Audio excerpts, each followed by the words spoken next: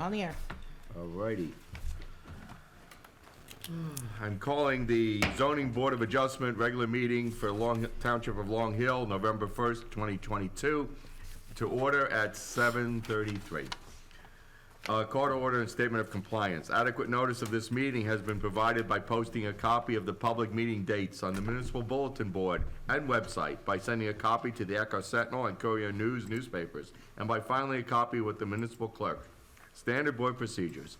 Any hearing conducted by the board is a quasi-judicial proceeding. Any questions or comments must be limited to issues that are relevant to what the board may legally consider in reaching a decision, and decorum appropriate to judicial hearing must be maintained at all times. Meeting cutoff. Announcement is made that is a matter of procedure. It is the intention of the Zoning Board of Adjustment not to continue any matter past 10:30 p.m. at any regular or special meeting of the board, unless a motion is passed by the members then present to extend the meeting to a later specified cutoff time. Electronic devices. All in attendance are asked to mute cell phones or any electronic devices as to not interrupt the proceeding. Pledge of Allegiance. Brian, would you lead us, please?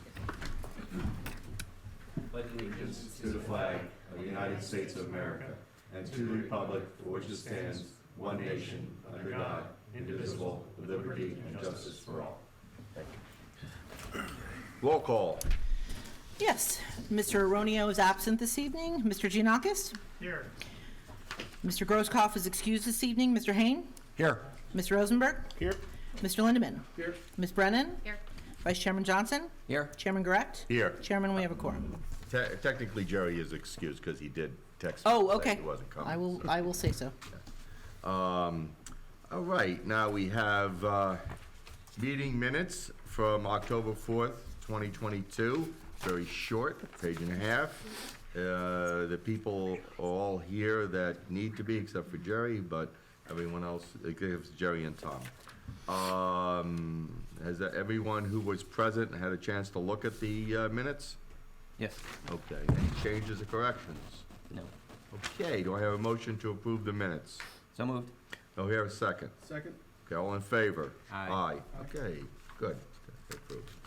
All right, now, the first application is a bulk variance, block 13098, lot 24-01, zone R2, 127 Gillette Road, application number 22-10Z, Stein and Hartina Nielsen. Applicant proposes to construct a two-story garage with second-floor home, gym, recreation space. Is the applicant ready? We are. Okay, very good.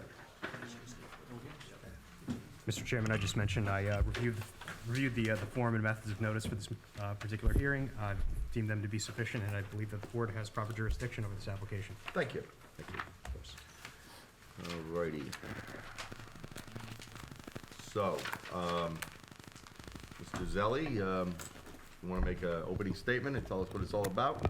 I can do that. What did you do there? I don't know. My kids will tell you I'm terrible with electronics, they're right. Well, don't touch. Okay, That's good. what I tell them, wait a minute. Good evening, Mr. Chairman, members of the board, board professionals, Frederick Zelli, Millington, New Jersey, on behalf of the applicants, Stan and Hartini Nielsen. As indicated, this is for 127 Gillette Road, block 13908, lot 24.01 in your R2 zone. The applicants are seeking C1 and/or C2 bulk variances associated with the construction of a detached two-story garage with second-floor home gym and recreation space and a walkout basement to be used as a personal workshop and storage area. The required variances for this building are construction of accessory structure in a front yard, construction of an accessory structure more than 20 feet in height, 25.8 is proposed at the front facade, 34.03 feet at the rear walkout basement level. Construction of an accessory structure in a critical slope area, and site grading in a critical slope area. Additionally, as a matter of housekeeping, Jiggle that. Something's wrong with that. Clearly it's not. Okay, good. we are seeking C1 and/or C2 variances for existing accessory structures on the property for which variances were not previously obtained. Specifically, we have side yard setback variance for an existing chicken coop It's 2.6 feet from the eastern property line where a 40-foot setback is required for a livestock enclosure. Side yard setback variance for an existing storage shed, which is 7.5 feet from the eastern property line where 10 feet is required. A variance for having 2 residential sheds on the property where only 1 is required. And although not identified in our materials or in Ms. Lehaney's report, your engineer did point out that the same ordinance that prohibits more than 1 shed also prohibits more than 100 square feet, and the eastern shed is more than 100 square feet. So I'm identifying that for the record as a variance as well. We do have the magic language in our notice covering additional variances, so I believe that would be covered by that. I have 3 witnesses this evening. First, Stan Nielsen, one of our applicants, and then Mr. Ellenberger, our architect, and Mr. Hollows, our engineer. And with that, unless the board has questions for me, we can start with Mr. Nielsen. Yes. I got to swear him in. Mr. Nielsen, Yes, do you swear or affirm to tell the truth, the whole truth, and nothing but the truth, so help you God? I do. Okay, you're good. Thank you. Oh, would you also swear Might as well in be professionals our too. experts, please? Ladies, do you swear or affirm to tell the truth, the whole truth, and nothing but the truth, so help you God? Okay, we're good. Thank you. All right, proceed. Mr. Nielsen, just for the record, where do you presently reside? 127 Gillette Road, Gillette, New Jersey. And with whom do you reside? My wife, Jeannie, Who's here this evening? who is here. That's this why you're evening. waving? That's right. And when did you purchase this property? In 2011, late 2011. Make sure you speak into that mic. because we Yeah, only we're have gonna one. try to move this closer to you. Okay, Now you just made it. Now we just disturbed the critter You again. just made it angry. All right. Okay, there you go. That's good. okay. Is that mic working? Is it picking up? Yeah. Okay, all right. So, would you please describe to the board what structures currently exist on the property, starting with the house? Sure. So the main building is, of course, a house, and then we have a shed to the east of the house that was existing when we moved in, built by the previous owner. There's a chicken coop a little bit further north, and then there is a second shed to the west, if you will, on the property. Now, we submitted a series of photographs to the board along with our application materials. For the record, I took these photographs myself just before the application was filed. They accurately portray how the property existed at that time. Mr. Zelli, hold on, I got it. You did not give me enough copies to hand out to all board members, so I'll pull them from the packet. Hold on. And pass around. I got an extra set if somebody wants them. Hold on.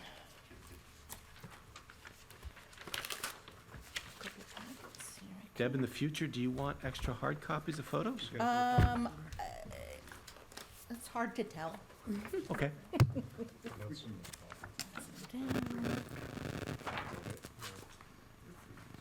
I think, one more set, hold on. I have an extra too if we need another one. Anybody else want, need an extra set Do we have, everybody is good? to share? You good? Can I get an extra one? I give one away, and if there's extras, I might as well keep them. Yeah, Thank you, sir. thank you. Normally I print them, but those were really large, so. Used a lot of ink. Huh? You used a lot of ink, but Exactly. yes.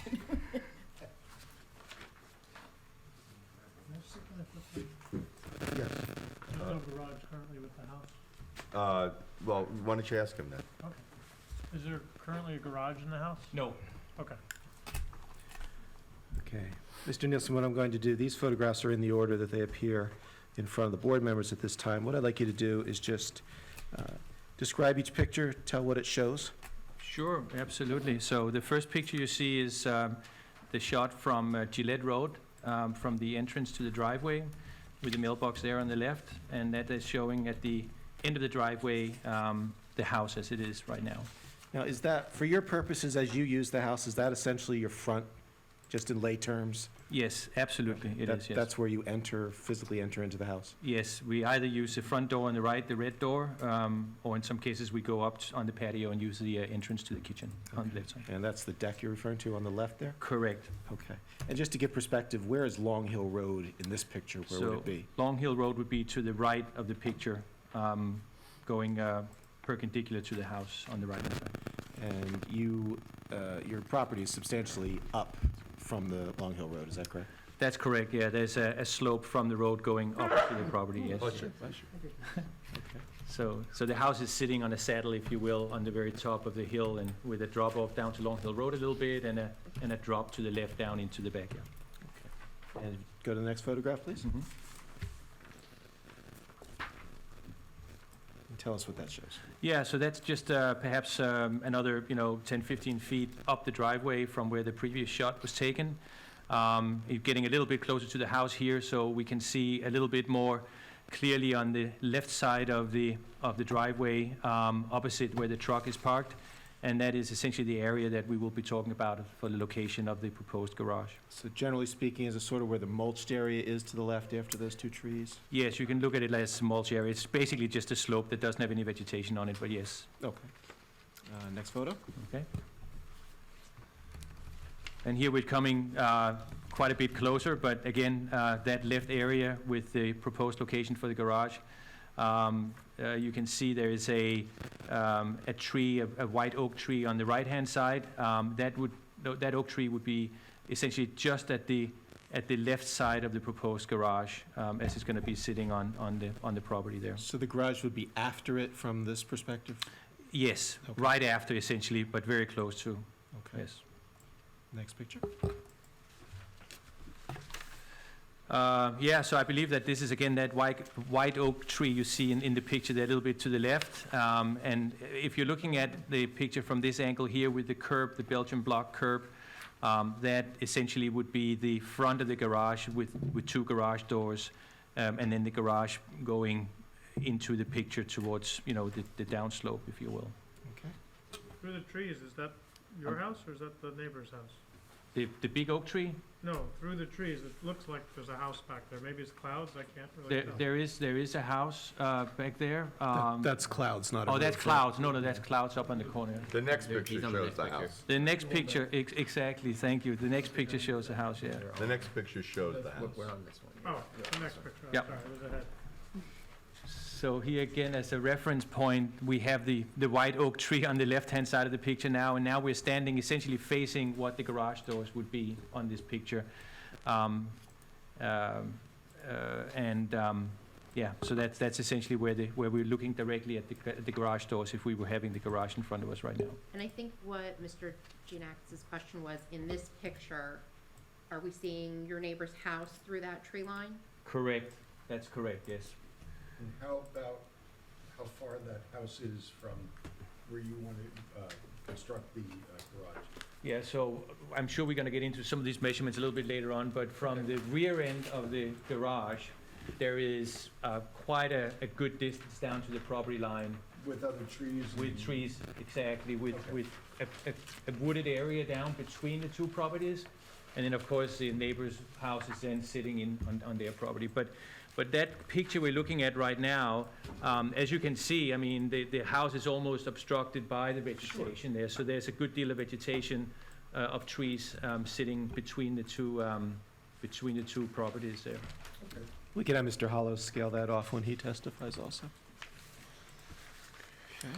All right, so on the next picture here, we're looking at the side of the property, the right-hand side of the driveway. So essentially, if it was a different part of the year, we perhaps could see Long Hill Road down on the right-hand side of the picture.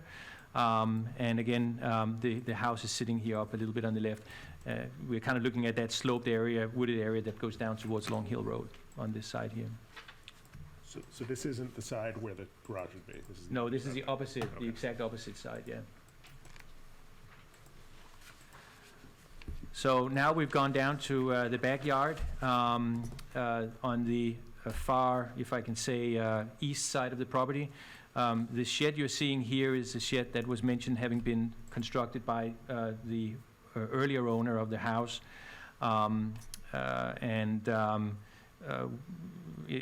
The property line to the house to the east of us is behind the evergreens that you see on the right-hand side here.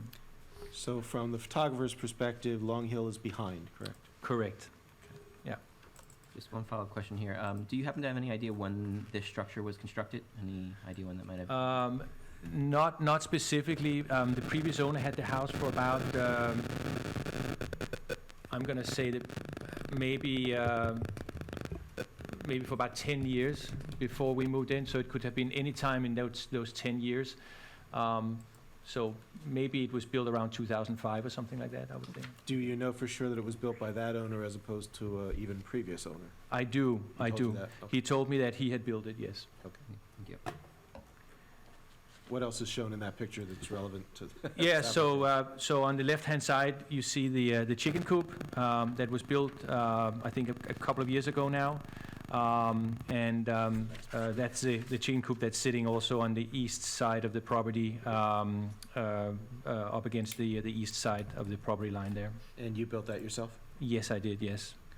And we'll talk about that a little bit more. Okay. And now you see the chicken coop here again up front, or up close. So just to mention, it's an enclosed chicken coop on all sides with an enclosed run, as you can see, with open sides, and then the chicken coop at the end where the chickens hang out at night. And then further down to the left of the picture is that part of the property that goes back into the wooded area of the L-shaped property that we have. Is that our last photo, or do we have? Yeah, that's the last one. Okay, then my apologies, because we should have had a picture of the other shed, which Yeah, I noticed there wasn't there. I have a feeling the photocopier did me a disservice at some point in time, and I didn't catch it, so I apologize for that. Can you describe the other shed? Absolutely. So the other shed that is located on the property is located on the drawings. That shed was built also maybe about 1.5 years, 2 years ago. It's a smaller shed than the red existing shed. It's 8 by 12 feet, and it is sitting approximately 15 feet off the. I didn't touch it. It's a very sensitive microphone here. There you go, about 15 feet off the property line. Towards the house that is right north of us, the house we were looking at before in the earlier picture.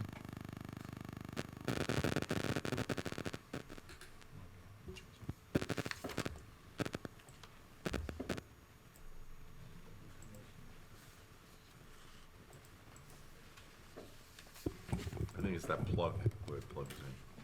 Do we have another mic or not? Just cordless.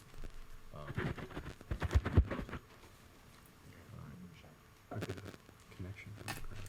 Mr. Nielsen, do you have an idea when your home was built? I think it was built in the 1850s, from what we were told, or what the documents showed when we moved in. Yes. And do you know, or is it your belief that any portion of the house was added since then? I believe so. Again, not anything recent, because the previous owner did not do any additions to the house other than the deck. But there are a number of rooms in the house that I think have been added since then. I know it's not easy to see, but this is a picture of the house as it sits today. And so the main structure, from what we can see, for instance, going downstairs into that little basement there is underneath, you can see some of the original structure underneath. So yes, I think the house has been changed since 1850 a little bit, yeah. I'd like to do what Mr. Nielsen was just showing is actually a brochure from back when, from my understanding, Yes, from back when we correct. purchased it. When we So purchased, that's yeah. what circa? Oh, this Long here? ago? Pass that up to the board. so we Yes, can look at it. absolutely, yeah. We're going The to, question, it says as an exhibit. Yeah, we're gonna have. Yeah. Yeah, sure we're thing. going to do that. Yeah. So we'll mark that as A1. Yeah. Yep. Yeah, that's a picture of, it's an aerial, a little bit of an aerial photo of the house from about, so this was when we moved in, or when we bought the house in 2011, so that's about 11 years ago.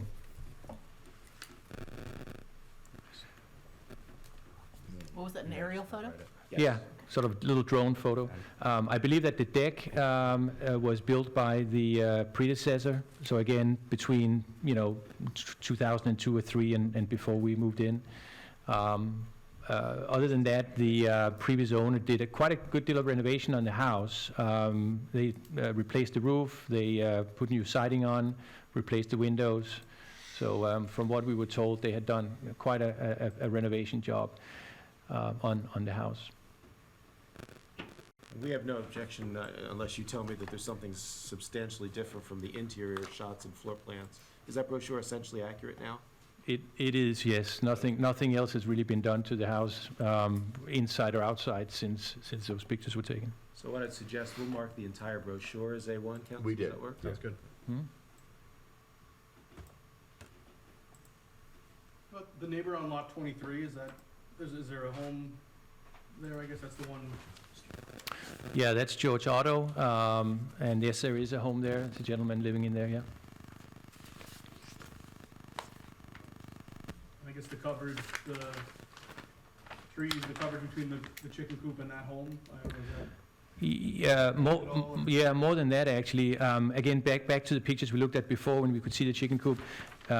There's quite a drop from where the existing red shed is sitting, on that flat, if you will, piece of the property, and down to where the chicken coop is, which was on purpose that we wanted to build it in the backyard, so it was, out of anybody's kind of way. So not only is it quite a drop down, but that same drop essentially extends to the neighbor's property as well. So from his house, he won't be able to see the chicken coop because it's down in the next level, if you will, further down. And again, the vegetation is quite extensive back there, with the forsythia and so forth, that there's actually no way that chicken coop is even being noticed from up at the different location. Mr. Nielsen, let me just show you the first page of Mr. Hollow's plans.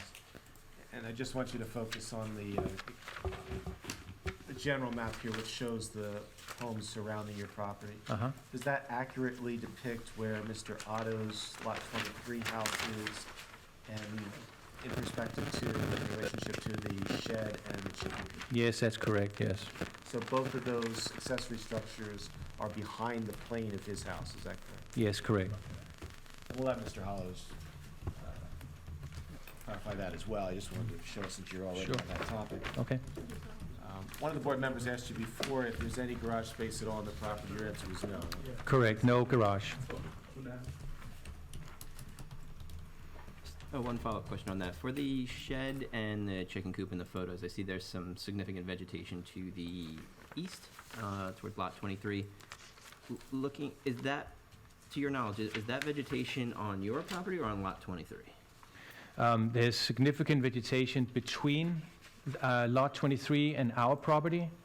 And also, as I mentioned, that drop-off on lot 23, that drop-off to the north extends into a wooded area, just like we have a wooded area back in our backyard. Is the shrubbery on either, it's obviously on one side of the line unless it's planted directly on it, do you know? It's on both sides, but predominantly on, I would say, I've said predominantly on lot 23, there's a lot of vegetation, just as you're looking at the actual, border, if you will, between the two. Like, there might be a picture that shows that, and as one of the pictures you took, one of the last ones, I think. Yeah, if we look at the photograph with the vegetation and the fencing, temporary fencing, Yeah. is the property line, where would you say approximately that is in that photograph? So property line? the property line is running essentially in the evergreens on that photo that we're seeing here. That's So you believe those are, relatively speaking, planted on the line? they're planted on the line, basically, yes. I can specify that right behind the evergreens on this photo here, there is an old fence that was constructed many years ago, and the evergreens were essentially planted because instead of replacing the fence, the evergreens were planted as a green fence between the two properties. There's also a concrete wall that's been pointed out in the reports as well that's running further down the slope, sort of an extension to that wooden fence that is sitting there. When we moved in, the previous owner pointed out that was a property line, and we thought that was a property line as well, based on the fence and the concrete wall. It turns out from the drawings that Mr. Hollows had drawn up here that property line is perhaps not exactly at the fence line, but we weren't aware of that really when we moved in, and so that explains some of the other things, of course, both from the previous owner's position of having constructed the shed as he did and the chicken coop as well. The chicken coop, fair to say that it's not movable as it's constructed? Would you have to actually deconstruct to move it? Not exactly. There's no foundation under the chicken coop. It's essentially sitting on pavers, if you will. But as far as moving it, it would be a considerable difficulty to move it at least over any long distance, I would say. It's possible to move it a little bit, but I wouldn't venture to try and see if it could be moved over a long distance. And as far as deconstructing it, I mean, it is built as a wooden structure, so it's not something that can easily be, disassembled and put back together. And can you just describe the function of the chicken coop, what you use it for, and things like that? We have chickens. But Yeah. for eggs, poultry, like what is the? Yeah, it's primarily for pets and eggs, I would say. So it's both, actually. Yeah, I mean, we enjoy the eggs, and we actually have grown quite attached to the chickens as well. Yeah. Change gears briefly. Is there a basement in this house? There is a small part basement under the house. It's fairly low, and it is unfinished, if you will. I speculate that the basement was constructed many years ago with Bilco doors from outside, and as the house was changed a little bit, that there's an access from the kitchen now, stairs down into that basement area. But as I said, fairly low and with openings out underneath the house, essentially, so it's not an enclosed basement down there. And what do you use that for presently? The furnace is down there, the water boiler or water heater is down there, and then storage to the extent that we can keep the mice out of there, basically. So that's. Is it big enough to use as, we've talked about, or we'll talk about a personal workshop for the new building? Is this big enough for that area or not really? No, far from it. Now I'm perhaps a little bit taller, but I can't stand up down there, so it's quite low. So you literally can't stand up straight in No that space? way, no.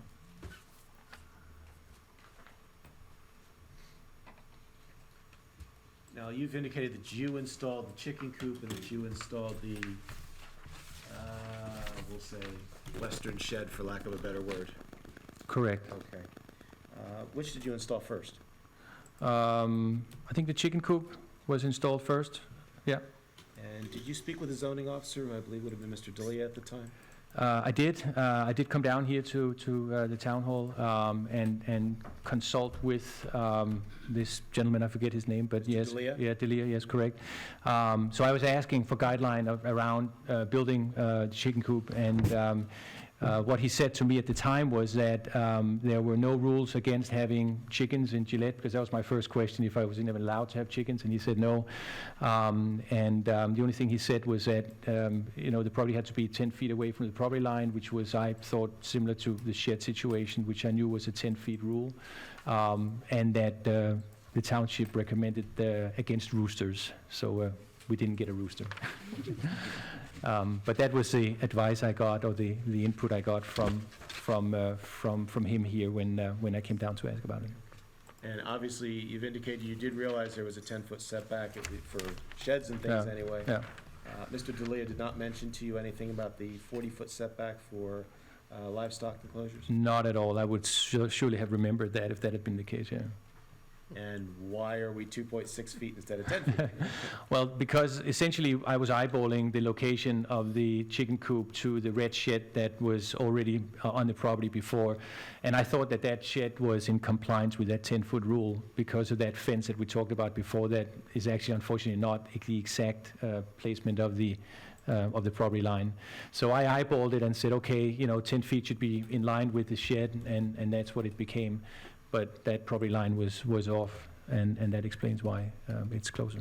Is the fence that you mentioned behind the chicken coop, or is it the concrete wall? That's a concrete wall, actually, yes. Okay. And is that more than 10 feet away from the chicken coop?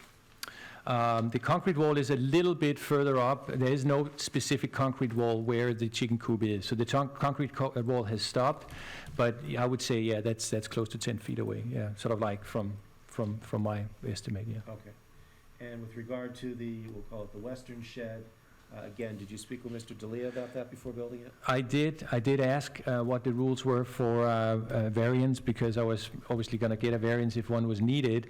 I was told if the shed was less than 100 square feet in size, I wouldn't need a variance as long as it was 10 feet away from the property line.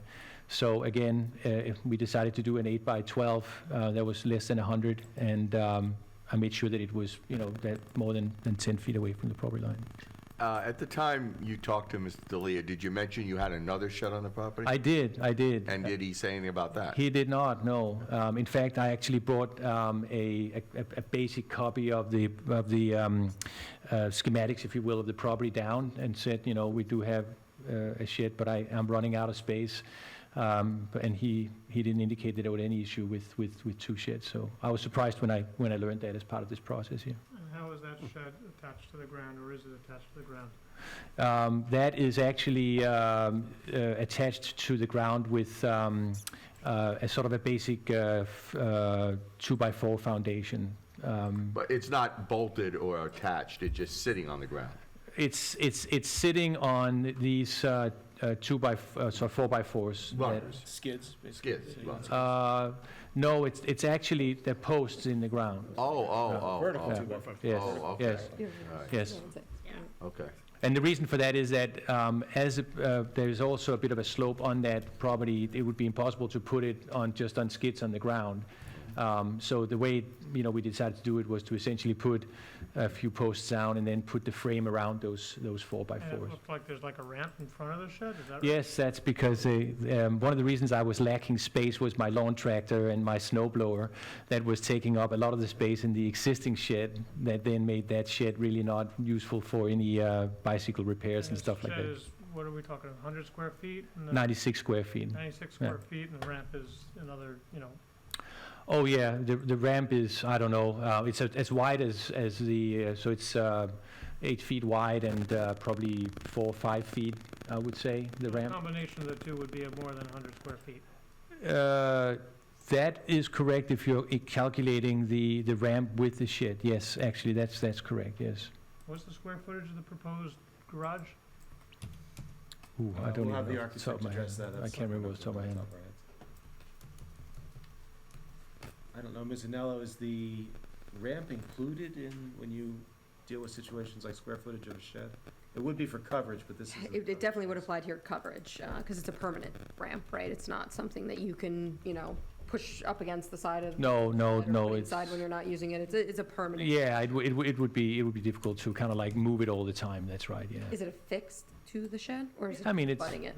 No, I mean, it's screwed into the shed, right? So, yes. I mean, normally I'm thinking of the four walls of a shed. with Yeah, the sides. it's kind of a little bit of a gray area there. I mean, typically we would consider if a deck is bolted to the structure, it Mhm. becomes part of the structure, right? Right. You would measure your setback to the shed or to the deck if it was bolted to the structure. So if this is bolted to the shed, it's essentially acting as part of it. Uh-huh. Correct me if I'm wrong, the township ordinance on that condition of less than 100 square feet is also that's surrounded by the gravel, so that when it drains off, it It's doesn't go. under, yeah. under Right, the so gravel. this would be outside that realm, so it's sort of defeating the purpose of what the, The residential shed. Right. It's kind of, the way it's written is it kind of exempts these small 100 square foot and under sheds. If you put gravel underneath it, it basically allows you to put them in your yard without, a large permit process. So, correct, this shed doesn't really meet all the requirements of the residential shed ordinance, neither does the other shed on the property. That shed is much larger than 100 Right. square feet, and I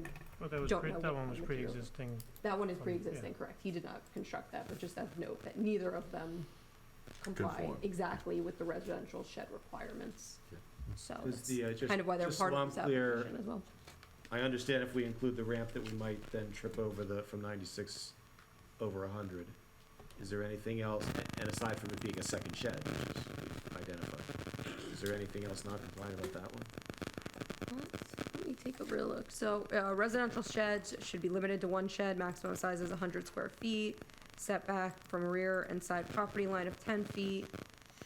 It would not count as lot coverage, provided that a minimum of 8 inches of crushed stone is placed underneath the structure and 2 feet beyond the drip line. So I think when the engineer comes up, he would have to discuss if in fact there is stone underneath it and if it was or was not counted in your lot coverage calculation. I do believe it was counted, which would be accurate. It should be counted if there's no. Is there gravel. stone underneath, just for the record?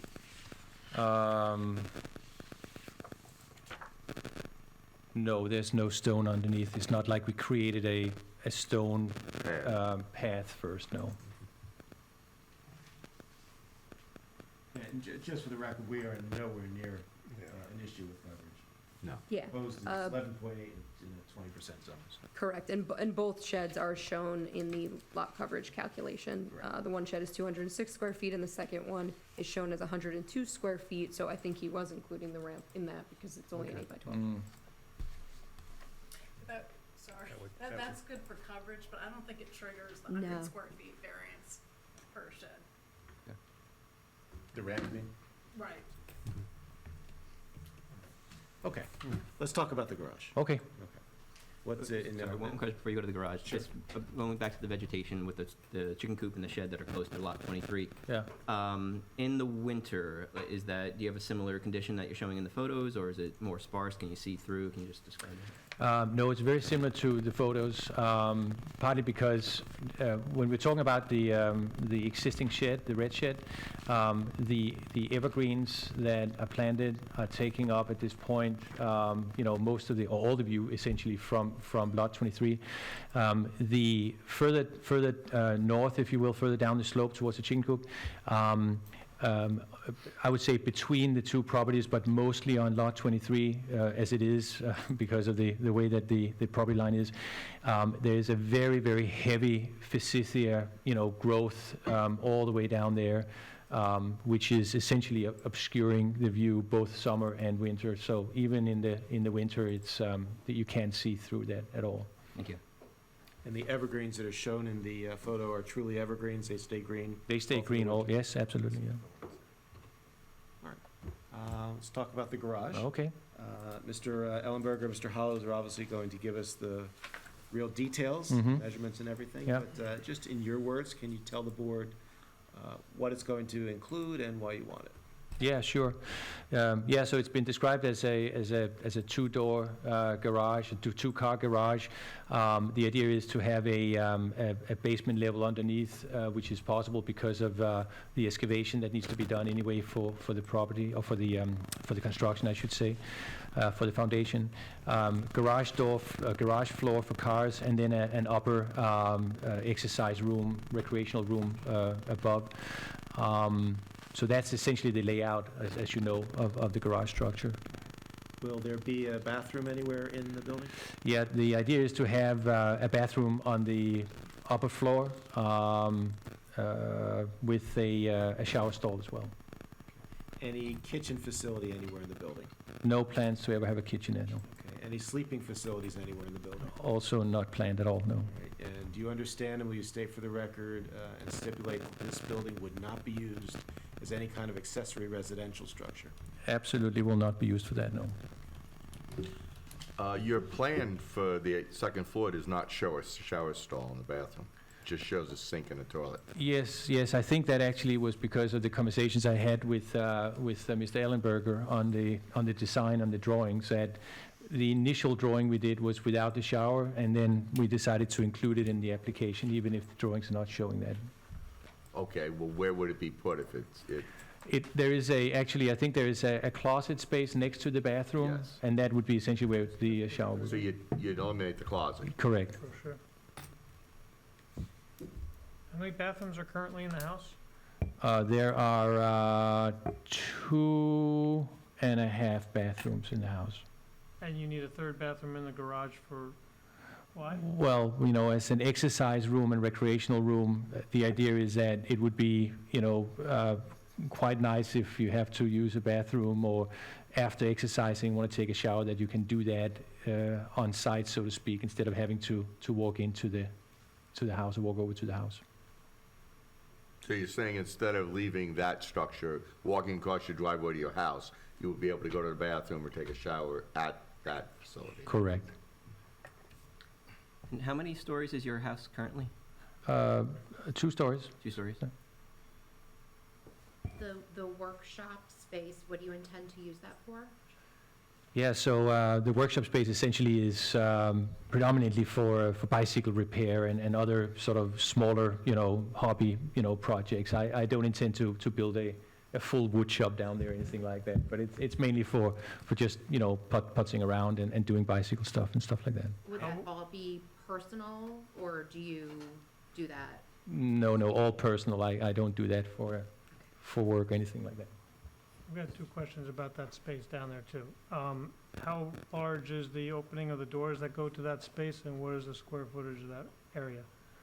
So the basement space, if you will, in the proposed garage, there will be access from the garage floor with an internal staircase going down, and the idea is also to allow access from the ground level, if you will, with two doors that open up, or a larger door that opens up outside. Two doors, 36-inch doors, 6 foot wide, total opening, you think? Yeah, I think that on the drawings, I'm not quite sure there's any stipulation on the size, but it was just an access down there with a relatively good sized door.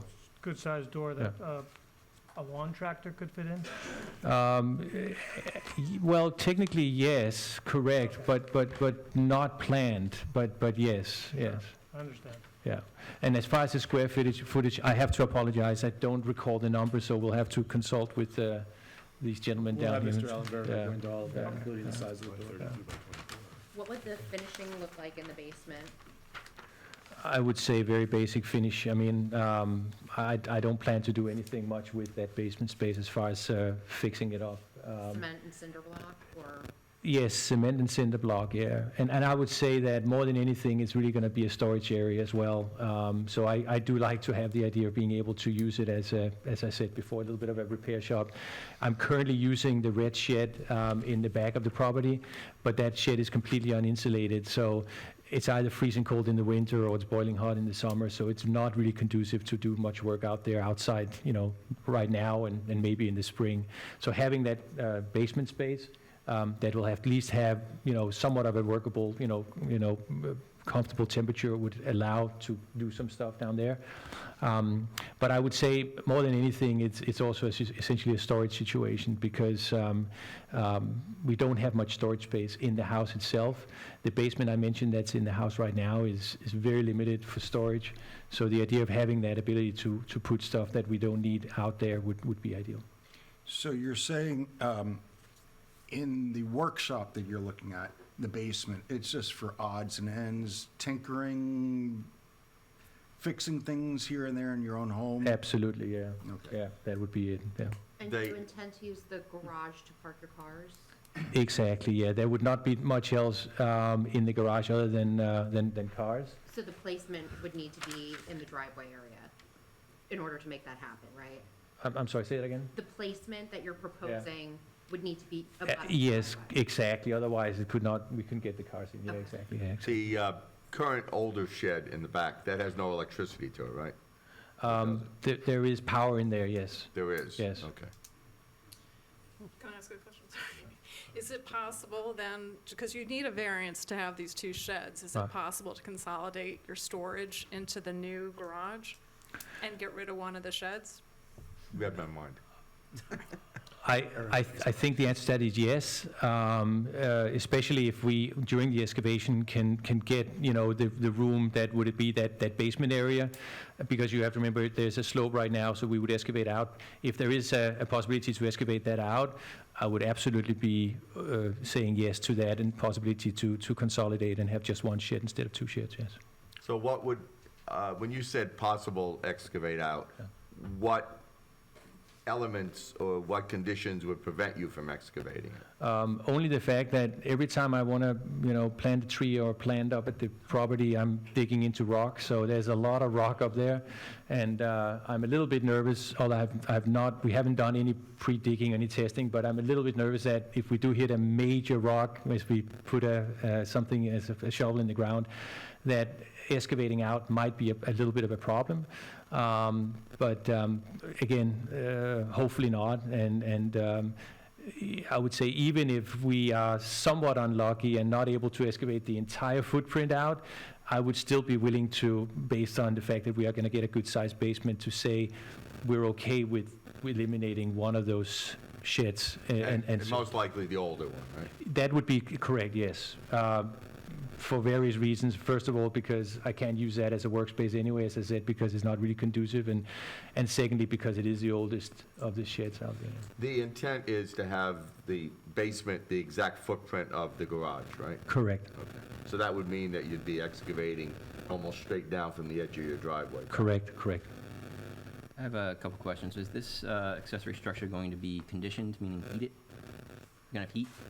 I would like some sort of climate control out there, yes. I haven't figured out exactly how I'm going to do that, but otherwise I think we would hit some of the same issues as we have with the shed right now. It would be super cold in the winter and hot. Right, because if you have plumbing in there, you're going to freeze all your pipes. Right. Yeah. So I guess my question is, where are you getting the water and where are you getting your heating from?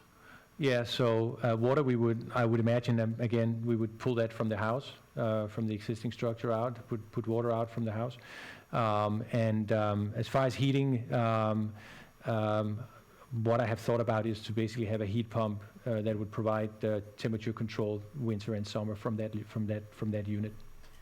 Okay, and a follow-up question on that is the structure looks, in this drawing, it's about 33, 34 feet tall.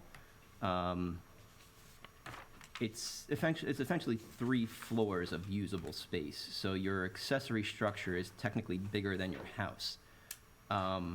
So it's taller than your house, and we typically do not see essentially 3 occupiable floors on an accessory structure. So I'm curious as to why I certainly understand the topography. You've got unique topography that causes a larger, slope off on the side. Mm-hmm. But why couldn't the exercise room on the second floor be put into the basement and then reduce the height of the accessory structure?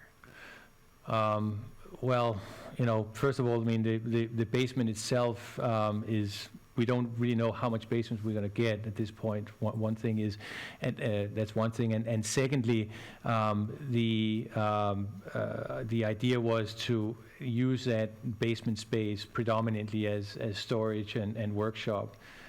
So to have everything in the basement area, I think, was never something that really was, an ideal situation for us. And that's why we thought if we can get that first floor that we can use as an exercise room and recreational room, that would be ideal. I understood. Hold on, presents itself right. as a 2-story Well, from, the well, driveway. Well, no. This is my concern, right? So as you're going down Gillette, you're essentially from the profile going to see 2 stories at the driveway, 3 stories at the back, and you're going to get the profile view on the side of this building. So when you're coming up Gillette the other way, as you look down, you're essentially going to see a 3-story structure in front of your 2-story house. Not quite. I think that when we're looking at, we're going to talk a little bit about that later on, I think, but the side cover of the basement area, if you will, is going to be covered, at least 50% of it from the side view. So the side view will show essentially at 2 level, except if you're looking perhaps all the way down at the bottom of the structure, you can probably see that. That's exactly what I'm saying. When you're at the far corner of the property, when you're over at lot 24, you're looking at the corner back into it, you are going to see a 3-story structure in front of your house. So it's something that I've never seen in this township before. Well, there's barns that are taller than some. Yeah. But not in front of the house. Correct me if I'm wrong, but the house across the street from you, from my front yard. observation of the property, what does it have, where is its garage? The house across the street? The house across the street, they have a garage on the front, very close to Gillette Road, yeah. Yes, but what's the height of that house approximately? Like 10, I mean, that garage about 10 feet or so? Yeah, it's a single garage, yeah. Right. But it is in the front of the house? It is, yes, exactly, yeah. Any other houses down that street that? Isn't there one on Hickory that's got like a really tall? Well, I don't know. it's irrelevant to me. What I'm just mentioning is I'm really hesitant to put a structure larger than your house in front of your house. It's just basically what's being proposed here. So I don't see why you can't get the function that you want on the second floor in the basement, and you already have significant storage on this property. I don't see, I don't. I don't see houses where we have 3 storage units and a chicken coop and a 3-story accessory structure in front of a 2.5-story house. Well, we're proposing, first of all, to eliminate one of the 2 sheds. Yeah, The he was larger gonna of the two. eliminate that one, this one. And the Yeah, but testimony that's is that what- there's you very can't see little that one. storage in Everyone's the saying house itself. Yeah, but it's still. Most people have a closer large to- basement area that they can store in. There are a lot of houses here that have, that are slab on grades. Mine is one of them as well. So there are plenty of properties that don't have significant storage in this house. I've never seen a structure this large sitting in front of another house. What I will do, I will certainly ask Mr. Ellenberger to address that issue from an architectural perspective. Bear in mind that if we added this garage and space to the existing home, and I'll have Mr. Ellenberger explain why from an architectural perspective and a preservation of historical homes and things like that is not a good idea, we wouldn't need a variance. But what we're trying to do is preserve the house in the configuration it's in, add a garage, which, by the way, brings the site as a whole closer to compliance with your ordinance, because your ordinance requires, I believe, a 2-car garage, but certainly a garage. So in that sense, we're improving the lot from an overall perspective. I understand, and I think you can improve this lot without asking everything you're asking for. Like I said, I will certainly ask Mr. Ellenberger to address some of those issues from an architectural perspective.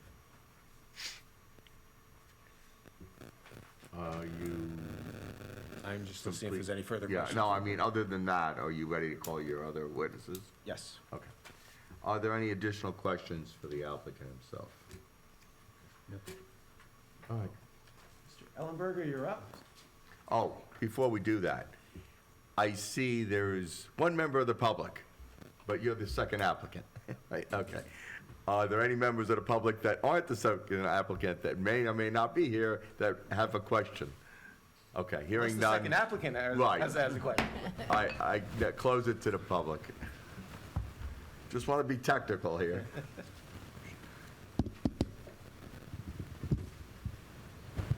Hello, everybody. My name's Tom Ellenberger. Yeah, well, Tom? we're going to swear you in. Oh, swearing first, okay. Yeah, of course. Tom, do you swear to tell the truth, the whole truth, and nothing but the truth? So help I you do. God? Okay, great. Hi, Tom Ellenberger, representing Walnut Design for... Just for the record, what are your credentials? I'm a licensed architect in the state of New Jersey. I was licensed in 2002. Currently, my license is in good standing. And I've appeared in front of many boards throughout Union County, Somerset County, Morris County. Okay. You're deemed an expert. Thank you. Thank you. Mr. Ellenberger, did you design the garage structure that's at question this evening? I did. Okay, would you take us through your design, please? Certainly. So as described, it's a 2-story structure with a basement. First at grade level, a 2-car garage. Stairs going upstairs to a rec room, the full size of the structure. And taking advantage of the slope, the grading, we'd like to do a full basement, primarily as owner described, for storage / workshop. The articulation of the building will try to match the existing house as far as materials, hardy plank siding, same coloration. To address some of the comments that were brought up a little while ago, the basement doors are, I have proposed a pair of 3.0/6.8 doors, so they would open to close to a 6-foot opening. But there was really no conversation with owner about that. That's really just what I had put in. So really anything equipment-wise could get put in there for flexibility. Knowing that we are seeking relief from a height variance, the massing of the structure, what I did was to try to reduce the visual mass from the south elevation by the garage level has a 8'6" ceiling, which is for a garage, that's about the lowest you really want to be. The second floor exercise room, I set the plate height at 5 feet, which is code minimum. So that's why in elevation. Take the mic with you. and then Oh, you I'm can sorry. talk. Not used to that. So in elevation, the plate height is roughly here at this gutter line, but that's at 5 feet. So when you're in the second floor, part of it is going to have a slope ceiling till it captures a flat ceiling roughly 10 feet high. So at an 8 to 10 pitch, we can get a nice high ceiling for a real good exercise room for the owner. So that was our best attempt to try to reduce the massing. I would Take like us through the floor plans? I'm sorry? Take us through the floor plans? Certainly. Tom, can I just plug it in real quick? Just on? There we go. This is the same thing you provided to the board, correct? Correct. Okay, just Yep. want to make sure. Thank you. Same drawing. So first floor, 2 garage doors. Go. No, please. But this one's colorized. Is that one colorized? I can't really see from It's this. colorized, but it's like a gray tone. Okay. It's the same as ours. Yeah. All depends on the printer. I think we still need to mark it as an exhibit mark it. technically. Okay. Yeah. Mark it as A2? Yeah, we'll take that as A2. Thank you. They're very faint. If you come up, they're there. It's just how it printed. No, it's not on this. Oh, it's not on that one? No. Oh, I'm sorry. Right? There's cars there, and they're not on this version. So, two-story, it's two-story structure. The first floor, 2-car garage with stairs going up to the second level and just a utility sink in the corner. As you rise up to the second floor, you're going to rise up to this corner of the building, and the only thing planned it's all open space, just a restroom, a bathroom, and closet, which, as discussed, owner would like to seek a stall shower, which is a good decision based on the intended use of the room. With the size of that closet, could you still have a stall shower with a little closet? It'll be close, but I think you can. And I think it should have a little closet up there for some storage. So, as far as the configuration of the closet shower, may tweak a little bit. Like, I'm not sure it's ours that time. So the articulation, again, really as far as colors, materials, will go back to the original house. Double hung windows, vertically oriented. The finish below what we'll call grade level or garage level will be, it'll be a concrete block, most likely with a stucco finish. So, again, going back to massing, first the storage level will have a 7'6" ceiling, and to minimize, again, structure height, I'm proposing to do a reinforced concrete floor for the garage, which doesn't have as a minimal thickness, again, to save height. Garage level, 8'6" ceiling, and then again, I set the plate height on the second floor at 5 feet to try to reduce the overall mass. Obviously, I could not accomplish the 20-foot required building height. I have a question. I don't know if it's for you or for our expert. If this was an addition to the house, what would the building height restriction be again? Is it 35 feet? And so 2.5 stories.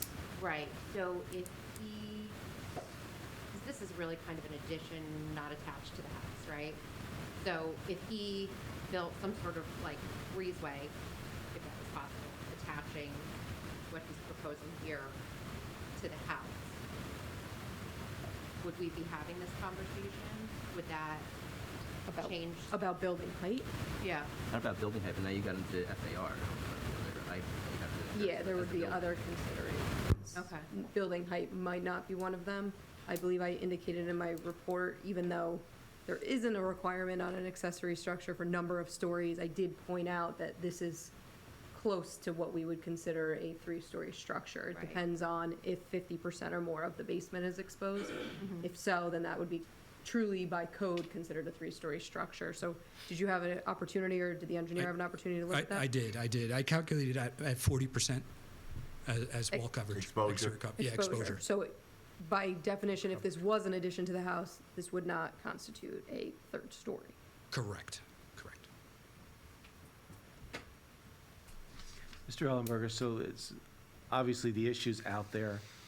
Why, from an architectural perspective, would you not try to attach this to the house? Well, in the side of the house, Sten's house is actually very interesting if you do walk around. The side yard, or where you would attach the house to, is really his rear yard as far as usable rear yard. So his deck, activities going out in and out of the kitchen and stuff is on that side that you would actually connect to. So it would probably, I'm not saying it couldn't be done, but it would probably generate some significant renovation to the house in that section to actually make it work. I'm not really sure how it would actually flow, and it would actually take away from amenities that he's using as, call it his backyard right now. And it looks like the side of the house that it'd be attached to is the lowest side, so it would be high, low, high. Yeah, it would be an interesting kind of renovation to And try what to- year was the house built? It was, I think, was it 1880s, 90s, something like that? I think it was 1850s, actually. Oh, That's is what, it? that's what the earlier paperwork showed. Okay, and that's the original. That's the original, structure. very original part of the house, yes. So that's if you were to attach it to the, just looking at the orientation of the survey and site plan to the north of the house where the Yep. deck is. What about to the south of the house? So you have the entrance door, and then it does look like you have another flatter area before you hit steep slopes. Yep. And you do have some driveway coming out that way. Was there any, again, I mean, I can look at the brochure again, but I don't know what's internally in the house there, but could you So, describe it's a what's little- there and if that would be a Sure, possibility? that would be a little more conducive, meaning as far as a connection point with less, let's call it, overall disruption to the existing house. We'll run into the same situation with a slope because the grading goes down Right. at that point. However, we have a pre-existing non-conforming condition from that road, so we would actually be making that condition worse. Which pre-existing condition? Front yard. Front yard Front yard. setback, right? So, and that's because you have two front yards. Correct, corner lot, yeah. And Mr. Ellenberger, you also realistically would not be able to have this walkout basement area in that location, right? I mean, you'd be walking out literally onto, or almost onto Long Hill Road at that point. Yeah, what's kind of making it usable, the terrain that's there, see, in the back of the building, call it the north side where the pair of doors are, the grade kind of levels off there for a bit. So it's actually accessible, meaning Sten can bring bicycles down, get in and out of it. I don't know if that could be accomplished on the south side to do that, so it may be, we may have foundation work to get the building level, get it up, but I don't know if it would actually be a usable space. And But we it would could, just be like any other basement that doesn't have an outdoor access. Right? Could be, I mean, yeah. my own house doesn't have Yep, an access. could be. We use it for storage. You just mentioned that the rear door is facing the adjacent property at basement level, or to bring things in and out. So, has it been? I see on the site plan that the leaders are connected to a dry well, but have you considered because we're sloping down towards lot 20? What is that? Lot 24. Have you considered the compaction that's going to be associated with moving equipment in and out of the shed from the rear side to the property line, and what that's going to do for property runoff? I did not directly consider that. Something that probably should be considered. I think Mr. Nielsen's testimony was he would not be using it primarily for equipment in terms of, you're talking about lawn tractors and things like that, it's just for simple storage. So it's just, I heard differently. I just heard that we're going to get rid of the shed possibly and put all the other stuff that's in that shed here. Well, he wants to get rid of the older shed. The older shed I doesn't like the have older lawn shed, equipment. but, hey. we'll New just shed. flat out ask, where would you put your lawn tractor and your snow blower if this were approved and you got rid of the older shed? Would it go in the new shed? In the new shed, correct, yeah. That's where they are right now, actually. Okay. And if the board were to request a stipulation to that regard as a condition of approval, would you be okay with that? Absolutely, yes.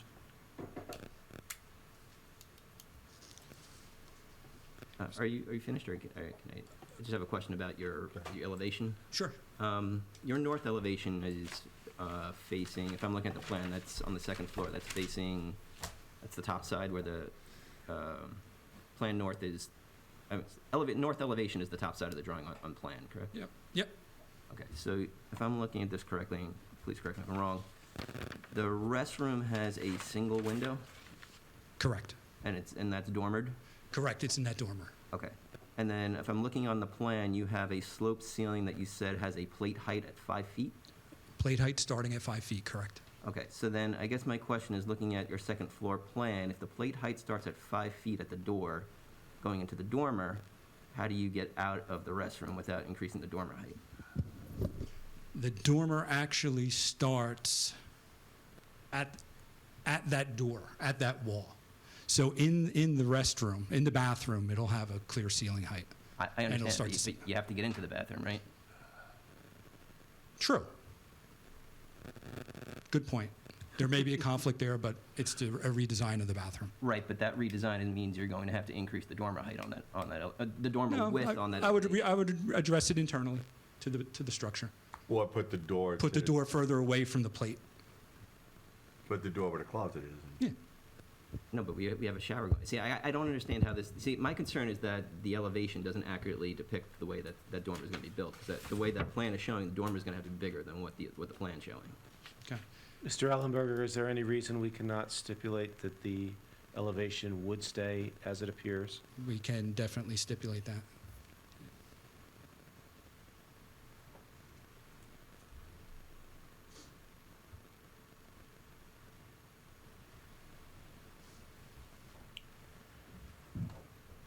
Any other questions? I have a question on this, this one. Shows kind of like something in the back of the shed, and I don't have my glasses. You're looking at Mr. Hollow's second the sheet? garage. Yeah. Is that Mr. Holland? Yeah. Yeah, it's just, Mr. his name is in the, I can read that. But I do see, like, I guess there's stairs on the left-hand side of the garage, and in the back I see something, it says proposed walk. So there's a paver walk or a concrete walk that would go from looking at the garage, from the left-hand side of the garage to down the stairs, and then there's a paved walk to the door. Yeah, I'm not sure what that material was. That's something Mr. Hollows can certainly address. Yeah. You're looking at his plan, and then, but Mr. Ellenberger, can you tell us about the stairway? Is it an The exterior stairway? stair, yeah, that would be a normal, garden stairway out of probably a paver. They're wooden stairs or they're concrete stairs? No, it would be like paver or concrete. It would be masonry of some sort, probably dry laid stone or something. And that's just essentially to get from the driveway level down to the basement level That's without correct. having to go internally? Correct. Is there a reason that the stairs have to be on that side of the building? Could they not be on the other side of the building? The slope gets steeper on the other side, doesn't it? Yeah, the grade does naturally drop off Okay. towards the west, so there is a little advantage to that, but I don't think But this it's side is the side you would see from the From the road, street. right? correct. The other side you would not. Correct. Okay. Did you consider an addition to the house and rule it out, or is this the plan that came up with originally? This was, the original idea, Okay. so, So in it's addition not was, been ruled out that the function of this could exist as an addition to the existing house? has not been explored. Okay. Other than what you had said about eliminating the deck or putting it on the other side. That's on that side, correct. But on the side toward Long Hill Road, how far would it be from the road if it was built on that side? Honestly, Because we know from. I'll have to regroup with Mr. Hollis on that. Yeah, I don't know, but just give us a rough idea, because it seemed like a lot of room on that side, but I'm not sure on the, there's, I'm getting about 27 feet. If it's that's a 32 flat, foot about wide, 25 minus feet of 59. flat no, area. once you built that, from the side of that building to Valley Road, it would be 27 feet? Yeah, I'm just adding the 32 Oh, feet okay. width of the garage Right. to the The side of garage the width. building, and you have a 59 And foot what's the setback. setback requirement? Oh, so you'd be well within the setback. They Okay. already No, are. no, no, No, you'd be no. encroaching. I mean, It's well, already with, encroaching. Literally within it. yeah, you need a variance. Yes. No, I mean, not, you wouldn't comply with the setback, you'd be You would not comply with the into the, setback. yeah. You would make it significantly worse than what you Okay. already have. The So- the house itself is less than 60 Yeah, already. okay, fine. So the location that for the accessory structure, it kind of naturally was on that side to, avoid additional variances. Setback problem. Yeah. And if you were to, we already went through this, but if you were to try to put the addition on that side, eliminate the deck, and it would look a little, It would change, I'd have to change a little bit on the interior as well, the way the configuration of the house is, it just wouldn't flow right.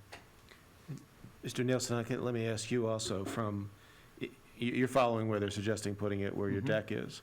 So from a light perspective and where you have windows and so forth in the back of that house, looking out over the backyard area, if those windows were eliminated, would you have significant light issues in your dining and living room areas? Yeah, I think it would be a detriment to the interior environment of the house for sure.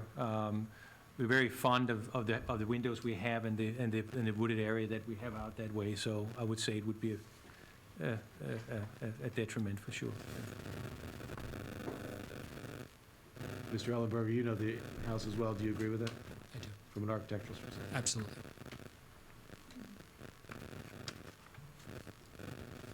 Any Also, other- just to be clear, other windows and skylights could be put in to mitigate that concern, right?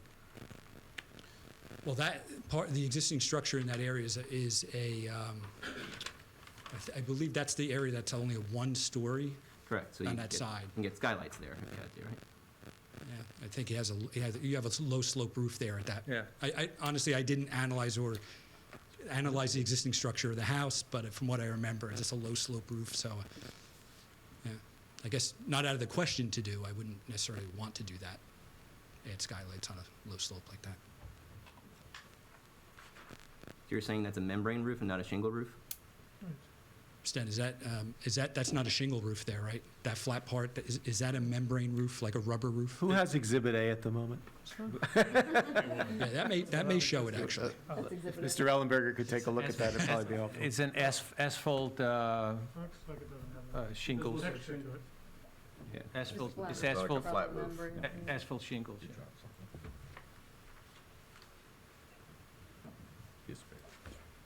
Yeah, okay.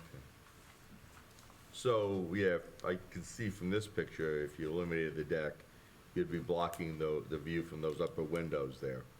Or if you wanted the house to look more, you'd almost have to put a second floor over that, just to make it look, Exactly, Wow. yeah. yeah, aesthetically, it Yeah. wouldn't look right. it No, wouldn't, but I guess I unless still you don't did something. understand why we're getting rid of the deck. Why can't this garage that you're proposing be put on an angle to the side of the house, keep the deck, and then have an actual connection to the house so that you don't have to park your cars, walk into the cold, and then get to the house? It seems like you could do that and get rid of your variance, and actually have a direct connection from the garage into your house. You can put it like that. You're Oh. saying in front of the deck? Correct. Close to the house. So it would protrude in front of the house. Be on an angle to the house. Yeah, yeah. Be directly in front of the deck, right? Yeah. Here. Okay. Yeah, no, I understand. Because then that's where your flat terrain is right now, right? And you potentially could put this in without even touching the steep slope. Just extend the garage Then over you the wouldn't I have think the they would base still of the have to space. touch steep slopes because of the driveway. I They would understand have that, to you're widen gonna the have a driveway. three-story approach to the street. But then if your door, which way would your doors face, that way or this way? Garage doors face this way, right to the driveway. Oh, so You you'd would be need to putting widen the this- driveway this- significantly. Oh, okay. Still be in front of the house, though. No, it would be on the side of the house. He is still in front of the house. So if we wanted to inquire as to other locations where this structure could be, who would we talk to? Well, obviously, the two witnesses, to the extent they already have, Mr. Hollows can tell us to what extent other slopes would be affected by either of the positions that we're talking about. So And then, it's sticking out well, in front of the house. aesthetically, what we're talking about in terms of putting it in front of the shed, still you'd still have physically the in front of the issue house. with the high, low, high, right? Right. Okay, I understand. Maybe. Yeah, I think you would, but honestly, I haven't really investigated this until now, thinking about it, so. So I think I think you can get the main issue here that some people have. And so the question is, if we have to, if the whole issue of moving it is a problem, how do we mitigate the fact that it looks like a 3-story building? And that was one reason why I said, could we at least start with putting the stairs on the other side, because then you could kind of Or keep dirt the on it. slope or dirt Grade there. higher, right. But you still have the back problem. And then the question would be, if we could put the stairs on the other side, how would we mitigate the view from the back from Gillette Road? I guess, Gillette Road, coming up. From coming- 24A. But coming from the north to south on Gillette Road, would vegetation be able to cover that? Like if it was set back a little bit? Yeah, absolutely, that would certainly go a long way. Like on the Yeah, other Mr. side of Hollis could on the other probably- side of the proposed walk, you could put some level of vegetation that Yep. would cover. That'll break it up, certainly. If we put steps on the other side, would they just have to be like deck-type steps as opposed to landscaping type?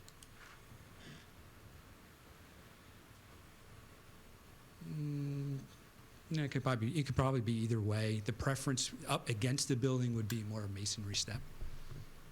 So it'd be a similar step that we have Just now, like- except maybe proportioned differently because of the slope. Proportioned differently and maybe not from that side, so line of sight, you wouldn't see the grade drop off as Right. abrupt. Because, from Buffer. view from Gates, you could put more dirt against the foundation. Correct. Yeah.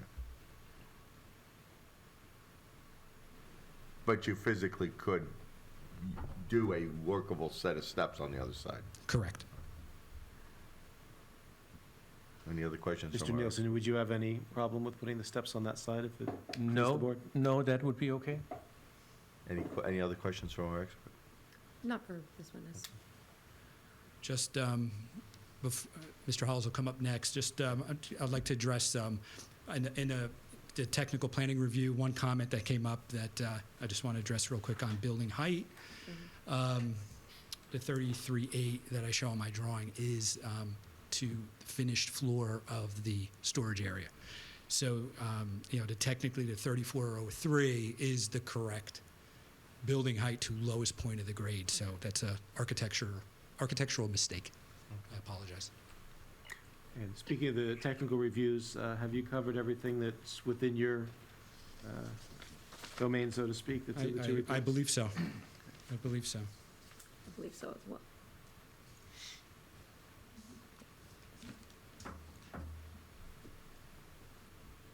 All right. Any other questions, board members, for this witness? Public?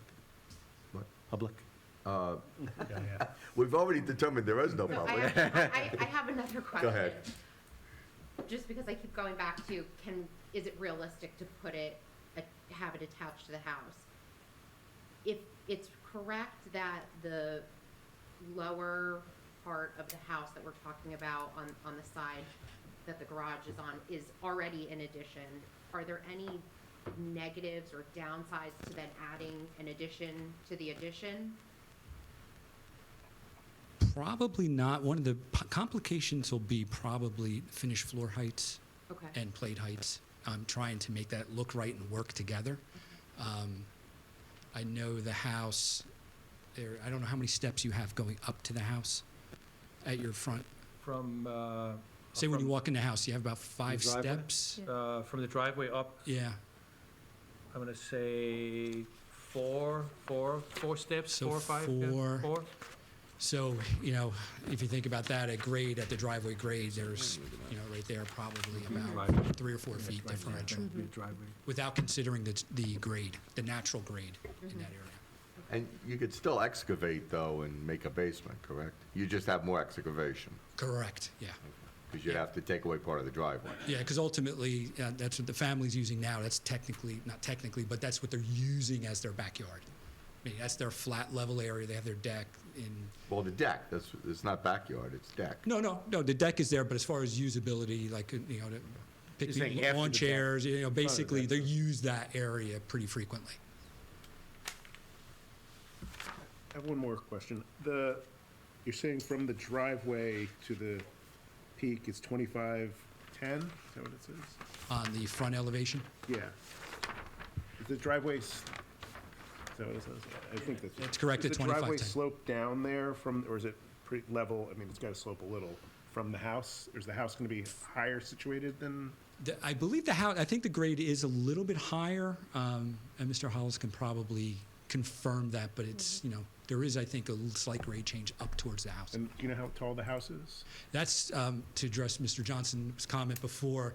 That was one thing I did not. I did not evaluate the existing house, but I would be curious to see a ridge height Yeah, I'm just wondering comparison if, how, yeah, will the from house be the house taller and the than- garage. Yeah. And just so I'm clear, if I'm looking at your drawing correctly, even on the high side of the accessory structure, not the part that slopes down, the two-story side, Mhm. the height is To 2510? 2510. So even that's higher than what's allowed for an accessory structure. Correct.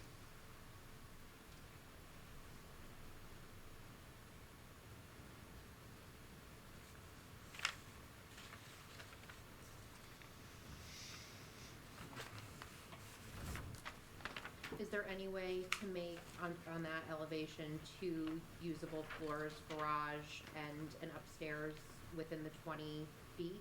No. Okay. No, I think the 20 feet is really not conducive to anything but a one-story. Okay.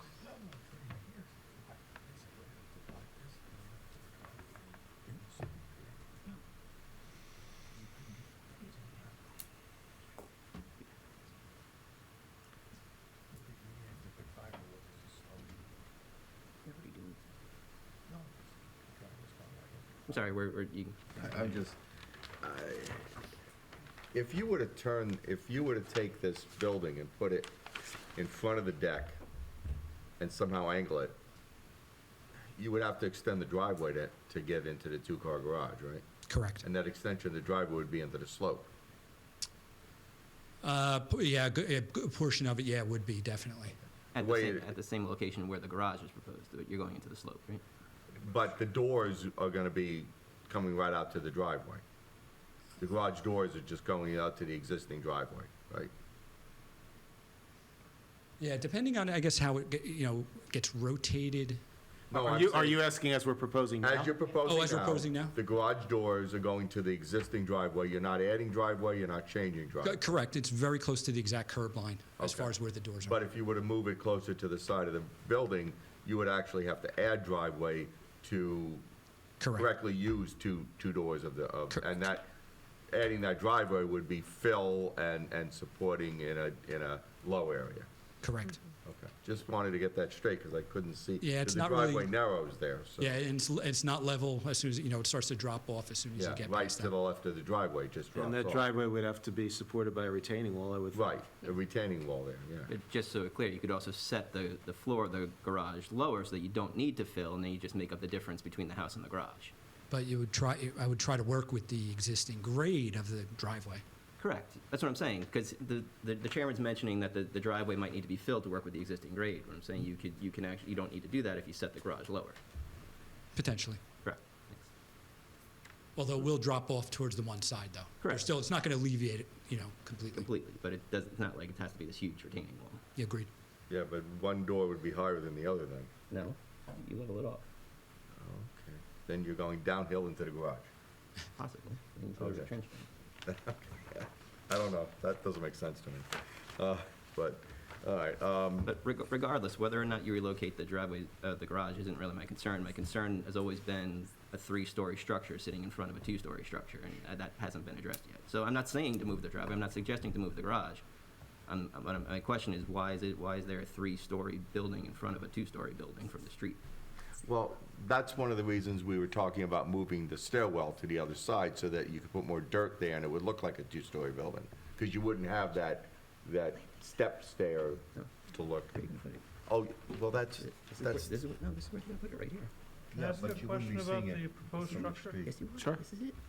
Was the primary intent to have a garage or to have a studio on top of or have a studio? If you had to have one, which one would have you wanted? Oh, I mean, that's a tough question in the sense that both, of course, are highly desirable based on the fact that we currently don't have a garage, right?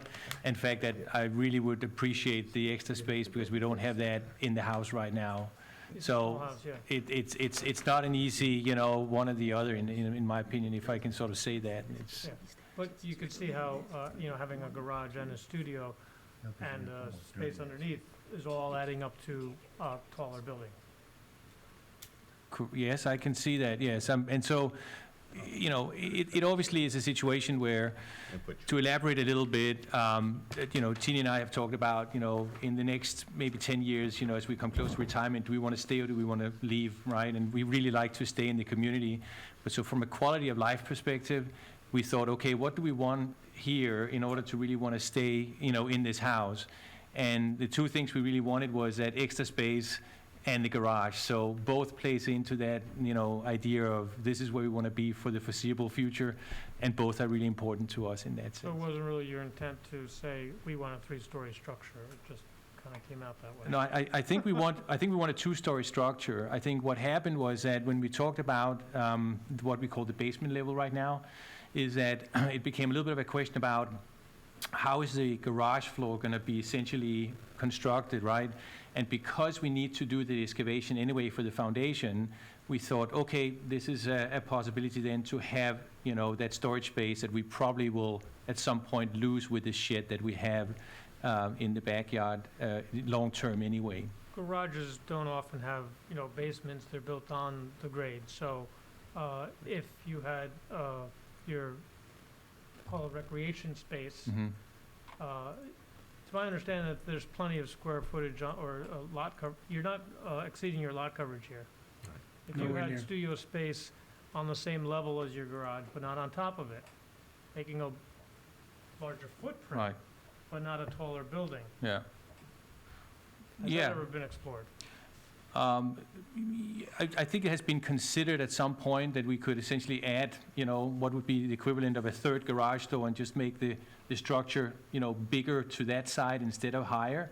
I think that, as we appreciate the landscaping and so forth as well, to occupy more square footage in that sense would not be our preferred way of essentially having that space. So that's why we said, let's stick with a 2-car garage and then, have that construction that we have talked about here. On top. Is there a way to construct the foundation so that it takes it outside of the, counting it toward the height? Or It isn't counted to the height, 'cause it's not 50% exposed. So it is only a two-story. I think it has to Just as do, the height, but not No. stories. Right, it's only a Height. it's Based on technically height. still a two-story building. I Right. think it has to do with the topography of it. The front of it is 2 stories. It's on a big slope, and why not utilize that slope? And I don't see a problem with the backside, it's still the foundation. Yeah. Well, it has to do with, like I said, the topography of it. Right, and a lot of it can be taken up with bushes and shrubbery and more dirt and grading, and you could probably make it look less stark that way. But, And it is a significant distance from Gillette Road. This is not, yes, it is. From what I observed, it is. We have, It's not like- one thing that you bear in mind with this property is It's we have setback. two front yards, obviously, because we're on a corner. But even beyond that, the front yard from Gillette Road is huge because the developer, the improvements are all into this one corner. They're all into your southeast corner. No, well, it doesn't even appear like a corner property.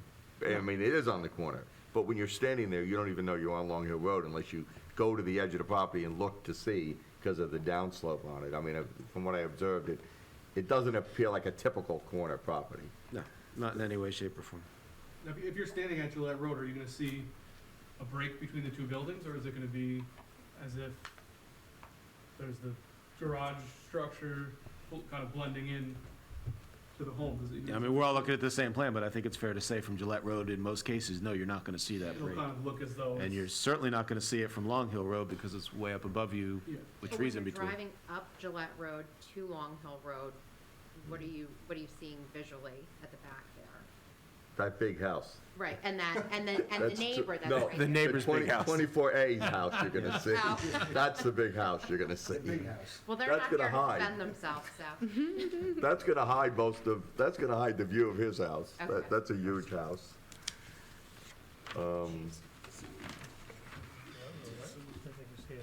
Any other questions for this, No, I guess, yeah, so it would look like. for the architect? Okay. Okay. Would- Thank you. Mr. Hollows, you're up.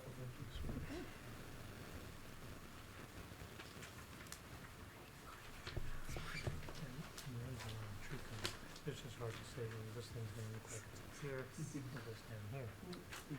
We'll swear you in first, ask a Of course. We'll let them set up couple first. quick questions.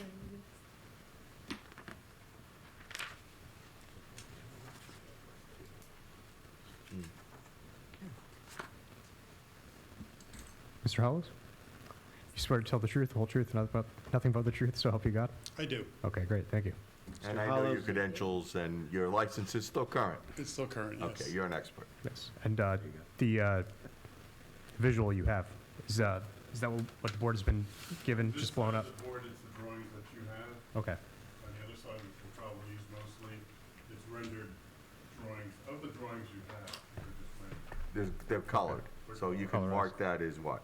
Two colorized sheets? We colorize. Why don't we do A3 and A4 then? Sounds good. Actually, this is the survey topo sheet, and then the other drawing is sheet 2. Okay, so why don't we mark 1A2, 1A3, and So are we up to A3 A? is a colorized survey topo? Yeah. And then A4 would be there. Which sheet is A4? Which of your sheets? 2 of 2? 2.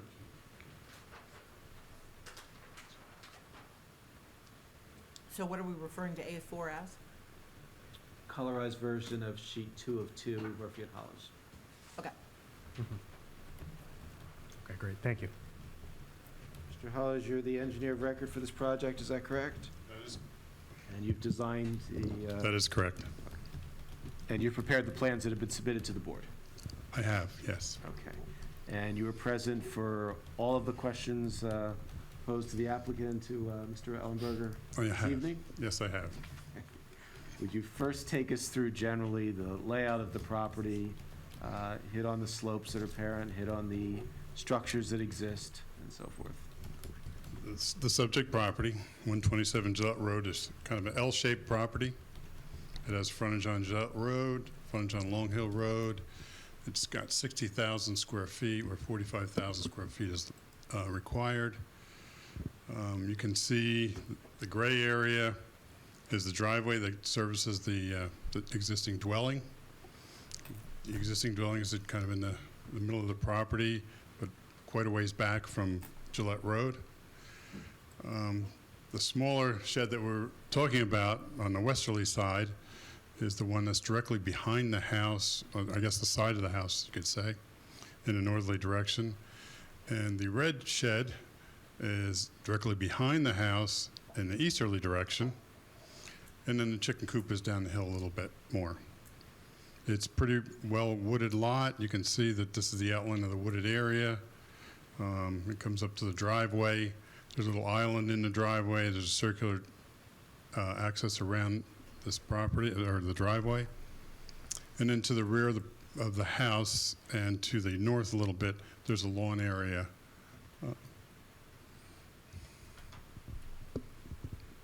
Going on The lawn area is to the north of the deck primarily?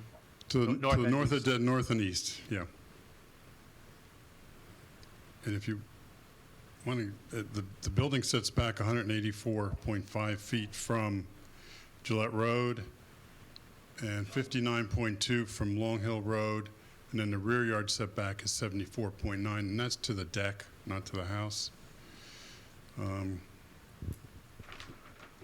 The smaller shed is in conformance to the side yards. The red shed is the one that I've been talking about, that's 7.5 feet off the easterly property line, and then the chicken coop area is 2.6 feet.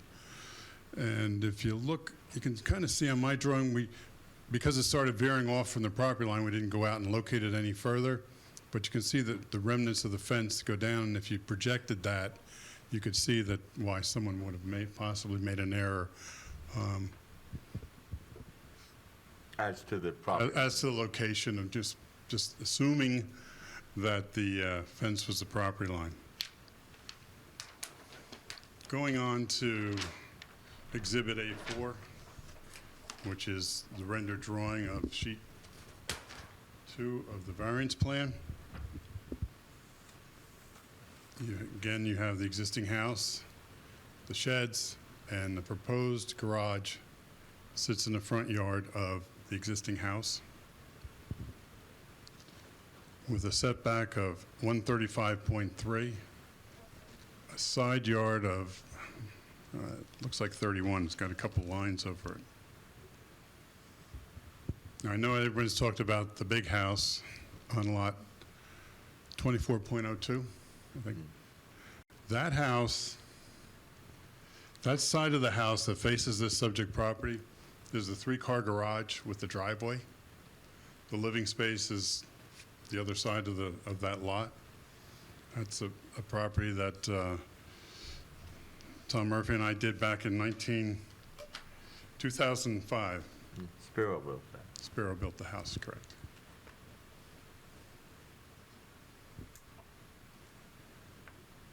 Now, I think everyone's been talking about, I don't know where you really want to start on this. I think you've kind of talked about it. We can probably just go to really some of the ideas that people are throwing out. Well, if you would, let's go through the variances and what, you know, Okay, where the slopes are and where the setbacks are, just to be sure. sure, yeah. Yeah, should go over the topography. This is kind of property is shaped like a turtleback.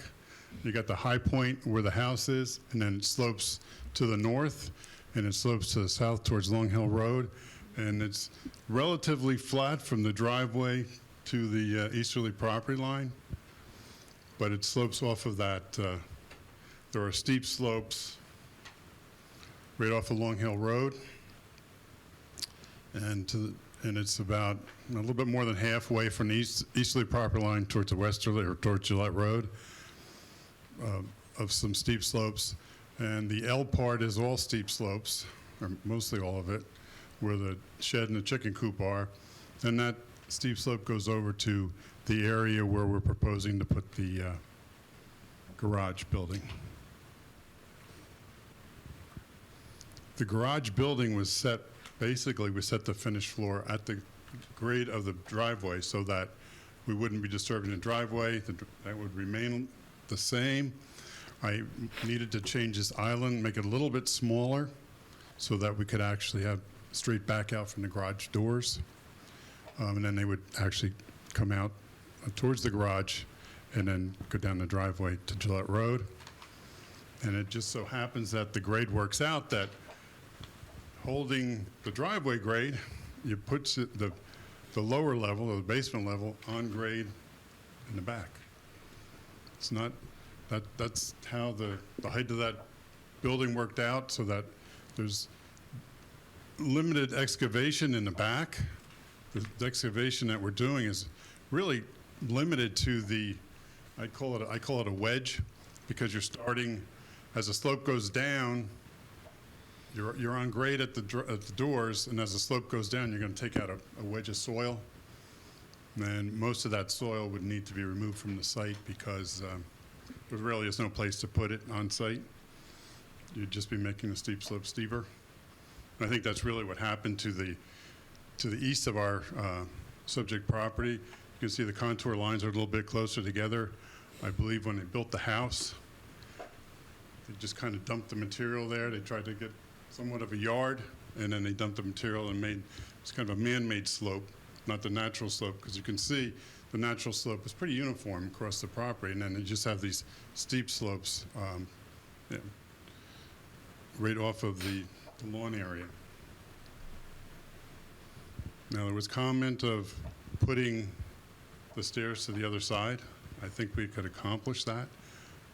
We did show a proposed little patio area on that side of the building, but I think we could work something in with that.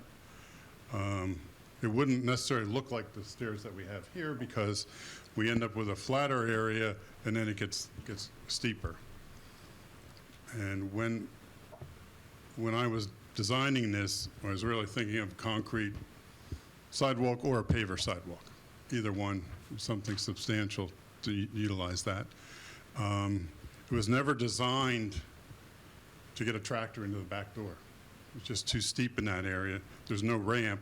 It's really, whoever is going to use that door is going to go down these steps and then go into the back, so. Or the other side? Or yes, Steps yes. look on the other side? On the other side. How would the steps look, though? Probably be a flatter area, they would be, I have them stepped here, they're separated with a little flat area. Most likely they would be more together. I mean, it would be all steps towards, say, halfway down the building. And then a flat area? And then just a landing at the bottom and then go across to the door. Okay. So would there be access to the back if there were no steps at all? Or obviously there would be access, but what would access be like to the back if there were no steps at all? It would just be. Well, I don't think you'd really want to walk down this area, and I'm pointing to the east of the building. I think you'd probably end up going around the other side because it's not That's where as it would steep. make Yeah, less the Gillette steep. Road side. It would be just a longer walk essentially to go around, to come down. So what I would say is the staircase, I'm making it a little bit easier to go down because it would be closer, but otherwise you could still go down there if you go around essentially.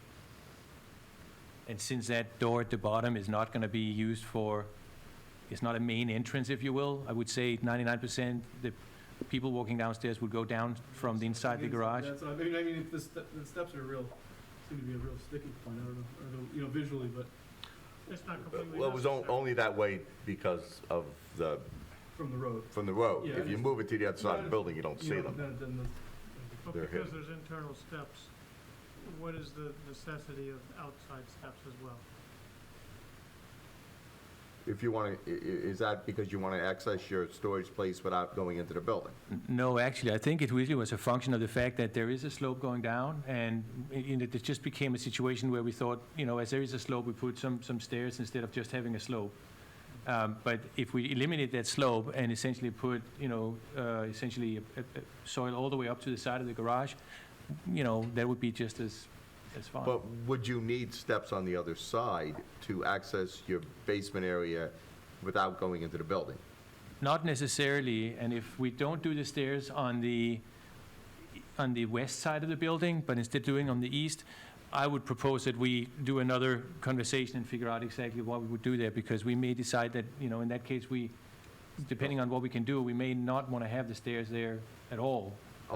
So the outside stairs may not even be necessary? Correct.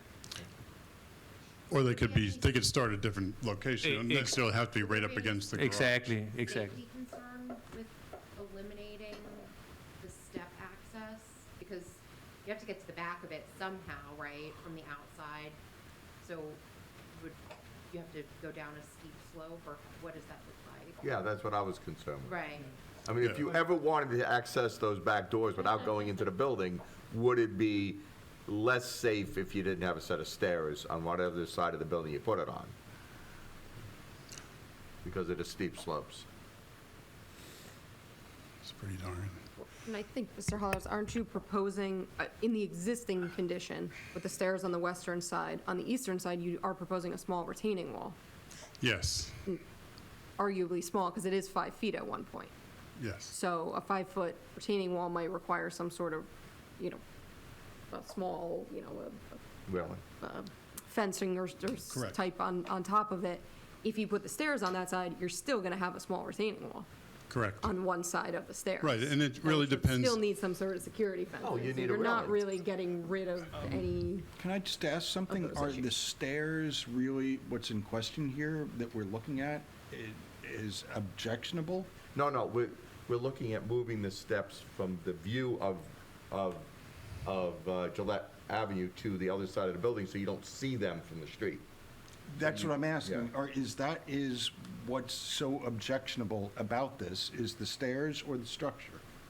No, it's, The stairs needing there make the reason that you can't block the structure on this side. Right. I think Right, the right. reason is, we get rid of the stairs so you can then block the structure with dirt. right? Isn't that the idea? And we've stipulated vegetation. to moving the stairs to the other side. Right, so- okay. So whether you move the stairs to the other side or you decide you don't want stairs at all is up to you. Right. I mean, whether you have stairs on the other side or don't, that's up to you. Well, that's what I was gonna ask, because if you don't put stairs, how do you access the rear of the building without going into the building safely? You would need to have stairs somewhere. Right, I that's mean, what I again, meant, it doesn't yeah. necessarily have to be against the building. But it'd have to be somewhere. This was really for Somewhere. less disturbance, that I put it right against the building. But we could put it, back here somewhere, and then have a little bit of a walkway to it. But right now, how do they access like the chicken coop and the other shed? How do you get to the other shed? I'm going to say that the slope is not as severe when you get away from that. To Mr. Hollow's point before, the steep slope is right in the area just adjacent to the structure as we're talking about it right now. As soon as you get a little bit away from that, there is a much less So currently steep. you walk kind of like to the east of your house and then down. Correct. You almost go to the Shed. shed, Right. and then you can go down to the chicken And coop. That's how you There's a would probably small access retaining the wall back there, of right? the That's house. cor- That that's changes correct. the grade of the property there. So you It'd you be hit a little it'd be a retaining wall longer along walk, the but you could still get there without having to go jump off a big slope. Correct. Just that steps would make it less, Well, shorter walk. yeah, and it wouldn't be muddy or, whatever. Yeah, and there's quite a space here from that, there's opportunities to put some more landscaping in there. And I wouldn't really necessarily want to put it right up against the building. I'd probably want to put it, try to find some openings here to put some evergreen type, because it's all deciduous in there, as I recall. And maybe behind the building, put some evergreens just for the view of the house behind us or to the north. And you guys would be willing to stipulate to any kind of landscaping buffer that the board may want to impose? Yes, To we cover could that up? work it out with the professionals, Oh. if that's acceptable. Maybe. We'll see what the board says. Yeah, I think the main problem with the steps on the side of the Gillette Avenue is it looks more commercial or less soft there. Mhm. That's you can't do as much landscaping along the side of the building, like with bushes and stuff, with the steps there. Correct. to As block I the said, view. we've stipulated to that. It's a point well taken. Yeah, that's the only, I think that was part of the reason. Can I just Yeah. interject one thing? My recommendation also, though, would be that you do have some steps. Yeah, And the only somewhere. reason being is because, Safety. God forbid, something happens and like an emergency crew has to get Right, down there, I right. think you want them to have some sort of easy access. Sure. So I know, because I know it was suggested that there be no steps, and I would, I didn't like that suggestion because it's not good to try to access any type of entranceway with just walking down nature, because you never know what's going to happen.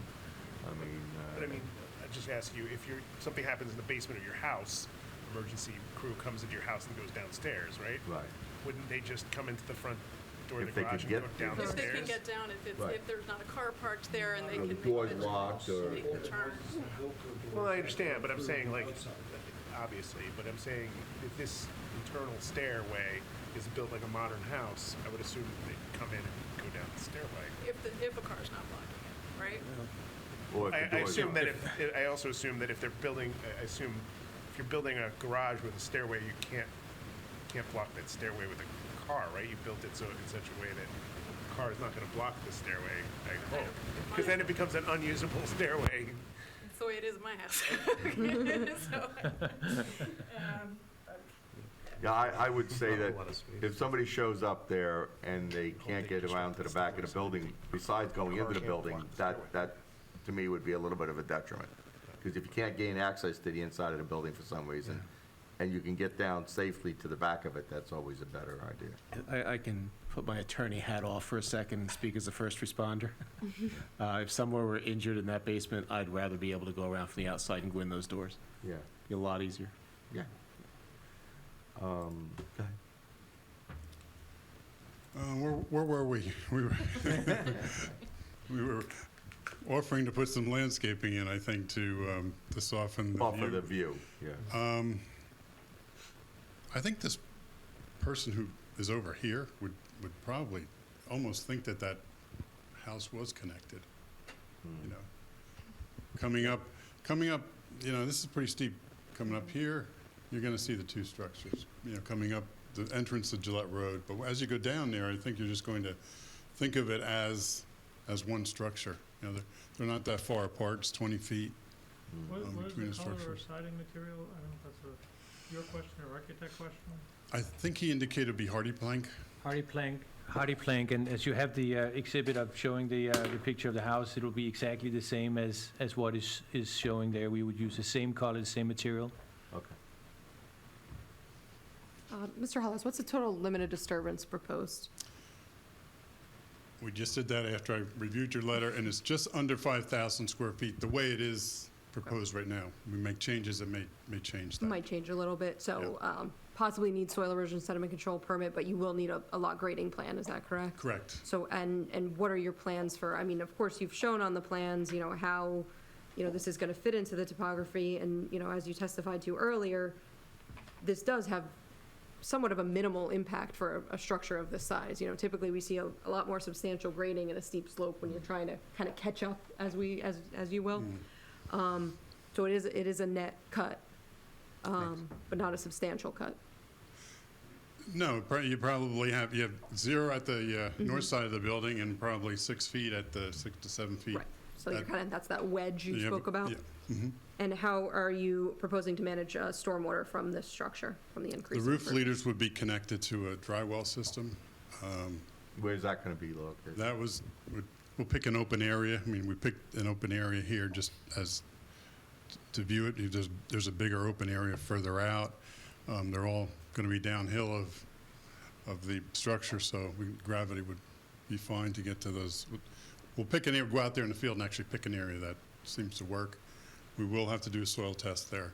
Okay. And that would be, size and everything in accordance with the lot grading requirements? I believe it's 3 or 4 inches over the increased 4 impervious. inches over the, over the increased impervious coverage. And now, what's the topography from that low point where you're proposing the dry well to the neighboring house to the north? It goes down to, it continues about the same slope, as I recall, that we have on our property. And when it gets onto the adjoining property, the Spiro property, there's a 4-foot retaining wall that he's kind of flattened the area out for the house.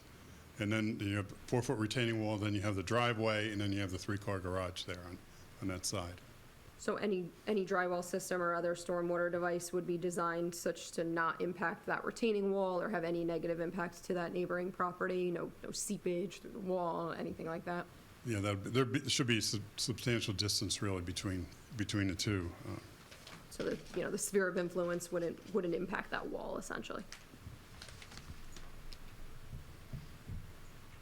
The wall looks like it's about 10 feet off the property line. I think there was a question from someone, and they wanted to know how close that house was from the proposed garage. It's better than 90 feet, because we're trying to measure on an angle, but that house is 45 feet off of our northerly property line.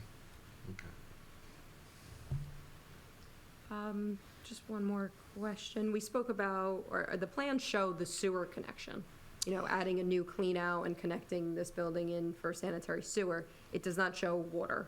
How, is that gonna be a new line, Well, separate line, pull off the house? What's the plan? The idea was to take the line off the house, and, Where does the line come in from the house? well, that's a good question. We're gonna have to get that, What's the next one? we're gonna have to get that marked out, the gas Do you think and it the comes in water. from Long Hill, or does it come in from? Yeah, that's the belief here, and probably because it was in that road before it was in Gillette Road, and this being an older home. Mr. Nielsen had indicated to me just recently that they were cleaning the sewers in Gillette Road, and he asked them where his connection was, and they said, we don't believe it's here, we think it's in Long Hill Road. So probably have to do a little exploration to find out exactly, but I don't think gravity is a problem for either location. No, it'd just be a connection for the water. You'd have to take it off there. Yeah, and the sewer would connect into the existing sewer line. And even if they're both coming out of the side of the house going toward Long Hill Road, any excavation for those lines would likely go through the driveway, is that correct? Well, through the driveway and try to make that connection before As we hit close as the tree possible. line, Yeah, and not in the steep slope area. not in the steep slope area.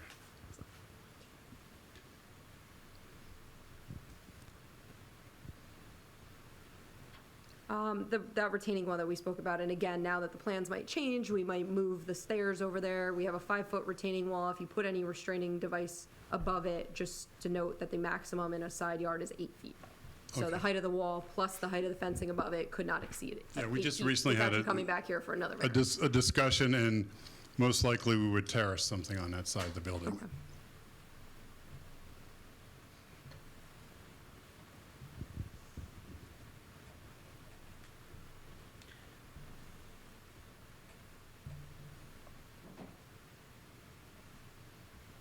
Those are all my points that I had noted or in my letter to address.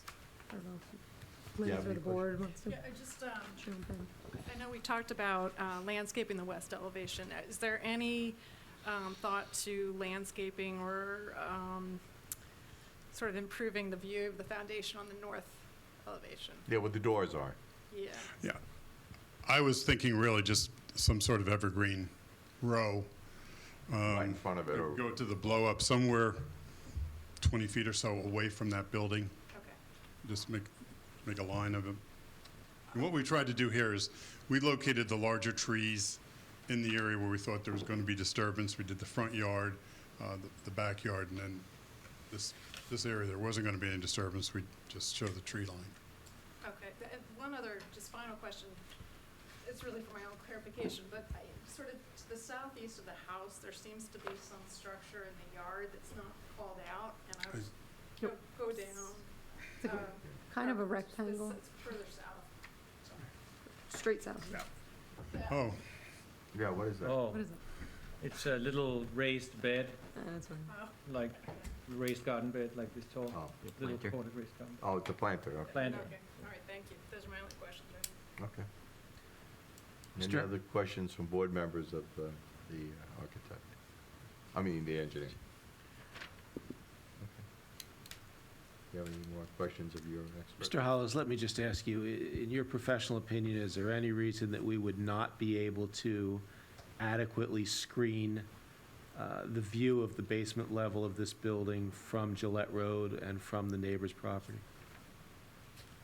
no, I think that what we have is, we have a lot of space, especially Gillette Road, we have a lot of space, and I think my feeling was really just to put a row of something, American hollies or some kind of evergreen across the back of that property, opposite the northerly side of the garage. So you think we'd be able to successfully hide that massing that's of concern? Well, you're going to hide at the minimum, you're going to hide the basement level and get up a little bit towards the upper first floor. And if you use the green giant arborvitae or something along those lines, they get substantially taller, don't they? They do. Would you recommend something like that for these purposes? That's usually where we try to implement that type of vegetation. Just for the record, there's no wetlands on this property, is that correct? No, No streams, the only critical areas we have are the the slopes. steep slopes, yes. And we're on top of the hill here. Nothing further at this time. Can we take a 5-minute break? And- Oh, yeah, well, I see there is no public, so I'm going to close it to the public. We'll take a 5-minute break or so, but no later than 20 minutes to 10. All right? Thank you.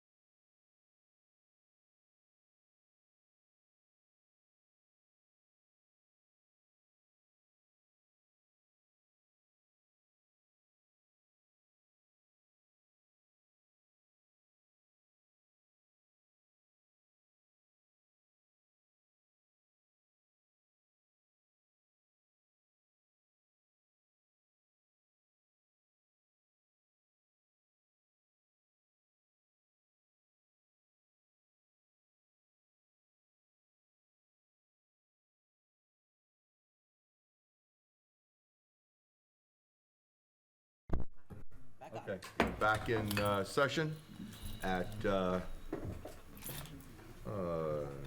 right, 20 9:40. minutes to 10, okay. All right, so, anything you want to say before we deliberate? I just sum up on the, basic positive and negative criteria. You're dealing with C variances here.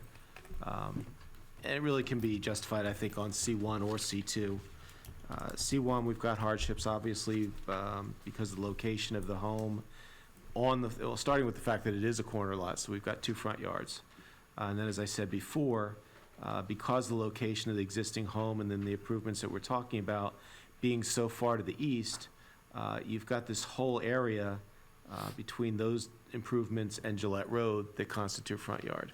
So to the extent that we have our variances that are dealing with having things located in the front yard, it's the shape of the property and the fact that it's a corner lot that's causing that. So you've got a hardship situation there. And also, if you just look at sheet 2 of Mr. Hollow's plans and look at all the crosshatching we have, there is so much steep slopes on this property that in and of itself presents a hardship. It makes it very difficult to find a location that makes any sense to locate something that's not interfering with your steep slopes. Can also be justified, all the variances under a C2. The specific purposes of the MLUL that we're dealing with here, public health, safety, morals, general welfare, by having, and in coordination with your own ordinance, by the way, and by having the cars inside a garage as the ordinance contemplates, not in sight, it makes for a more attractive appearance of the property as a whole. Obviously, there's safety factors to having vehicles, especially in the wintertime, being able to be kept in a garage circumstance and not having people, have their cars frozen over and things like that. You're also dealing with attractive appearance in general, which is purpose I of your MLUL. We think that this is a much better presentation where it's located, as opposed to trying to hook it up to the house. You heard just from the dialogue tonight of all the issues that raises trying to make it work. And we are dealing with maybe not a designated historic home, but you're dealing with a historic home. And we want to try to keep it in its current appearance and not block off windows on one whole side of the property or anything like that. So that's something to keep in mind. It is one of the stated purposes of REMLUL. And then under case law, specifically under the Home Builders League versus Township of Berlin case, just improving your housing stock, improving home values, those are also viable purposes of the municipal land use law that fall into your C2 category. With regard to your negative criteria, the only detriment really that's been discussed this evening is the visual coming up from Gillette Road, possibly from the one neighbor. Mr. Hollows has testified, it's uncontroverted, that we can deal with that through screening. You have a lot of natural screening by the slopes, interestingly, from Long Hill Road. I think it's fair to say we've all driven down that road. A lot of us didn't even realize the house was there. You don't see it from the street. If you were to put the garage on the Long Hill Road side, you would have this massing wall that we've been concerned about, and that will be visible. If you think about it, just look at the location, look at the distance where that's going to be from the road, then you will start to see things, and you would see the back of the building at that point. So that does not seem like a viable location for it. Of course, you wouldn't have the same access to it, and you'd have the same slopes violation, and then you'd have another added significant front yard setback violation, which we don't have now for the proposed building. We have it in a front yard technically on Gillette, but we don't have a front yard setback issue. So under that, I don't think we have any detriment to the public good, to the zone plan, to the master plan. For those reasons, I think it's satisfied under the C2 variance as well. Thank you. With that, we thank you for listening to us this evening. We'd appreciate a positive vote. Thank you. Ben, would you like to start the deliberations? Sure, yeah, I think it's a unique way to take a odd-shaped lot and... Sorry, just a minute. Before we debate, can we just go through the conditions of approval? Yeah. Go ahead. I'm not real clear if there's a shed being removed and which. Right. Yeah, that- What's been okay. stipulated to you? Let me make a suggestion on that with regard to the condition. So our only concern possibly about removing the older shed, which is the one along the east, would be if we can't create the basement. So if the condition could be worded in that fashion, that as long as the basement of the, and Mr. Ellenberger could give us the dimensions, basement square footage? Same as the garage, right? Yeah. So, okay. Okay. So as long as we're able to create a basement of the full 768 square feet, then that shed would be removed. But shouldn't it be the square footage of the shed that's being removed? As long as you Correct. can create a basement same the size. same size as the shed? Which is 206 square. Right. I mean, Well, no, I mean, the object is to have additional storage, not just to replace it foot by foot. Just so we're clear, I'm not comfortable, one of the conditions that I heard was removal of a shed as, Right. as a mitigating factor. Now I'm hearing maybe, maybe not. That's a different debate. No, I think. Well, the no, we board said would- that from the beginning, that, Right, but I think the board is leaning toward eliminating that shed as long as you have some sort of basement. that's acceptable. Okay, thank you. So just to be clear, we're Eliminating the the shed. shed completely, okay. The larger, older. The larger Yeah, the eastern, larger a larger, older eastern shed. Right. Are you saying that the basement will be as big as the shed that you have now, even at the smallest amount? Like, there will be some basement, Right. right? Yes. And that some basement will be the same We're size? assuming that there'll be some Okay. basement, and that's why we're agreeing. Yeah. Yeah. Yes. Okay. And the condition of moving the steps to the other side Right, of the moving building. steps to the east side. East side. That And- actually, in our discussion, that raised an issue that Ms. Lehaney might want to address. If we were to put stairs on the other side, and there's a good chance we would do it much closer to the eastern, kind of in the center of the current backyard, make just a landscaping set of stairs, rather than doing it right up by the building, that might trigger another disturbance variance, or would that just be covered? It would be covered In all. the steep It's slope. part of the same project. Yeah, All right. Okay. Okay. It doesn't differentiate And between. sufficient landscaping Yeah. Yeah, to, sufficient landscaping buffer. for all sides of the building. Right, so Right. just with the steps, just to be clear, so not putting it directly next to the shed, we're kind of moving it a little bit further out into the yard. Most, Where- where- I don't know that we want to Yeah. commit one way or the other. It'll Move it just, to there a- won't be stairs on the western side, they'll be on the Okay, eastern yeah, side, that's or perfect. in the yard area Yeah. somewhere. To east. Okay. And did I hear correctly, vegetative screening to lot 24 and landscape topography, like changing the topography as against the house as it approaches Gillette Road to mitigate the wall facing Gillette Road? To mitigate, yes. Yeah. To mitigate that three-story look.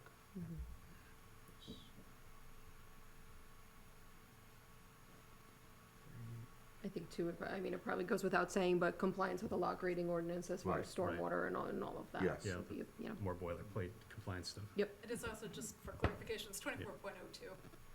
Oh, the lot, okay. Yeah. That lot, yeah, Thank you. it's not, we keep 24.02. referring to it as lot 24, it is 24. And we're doing a buffer on, so for 24.02, and then I believe also on the Gillette Road. Gillette. Gillette Road, yes. Yep. Okay. Just so I'm clear, the vegetative buffer to lot 24.02 Mhm. is mature evergreen? Did I hear that? Yes. correct? Yes. Okay. And do we want to include the stipulation that the siding will match the current? You guys have any problems That's with that? fine. Yeah, Okay. That's fine. they had as stated by the. Right.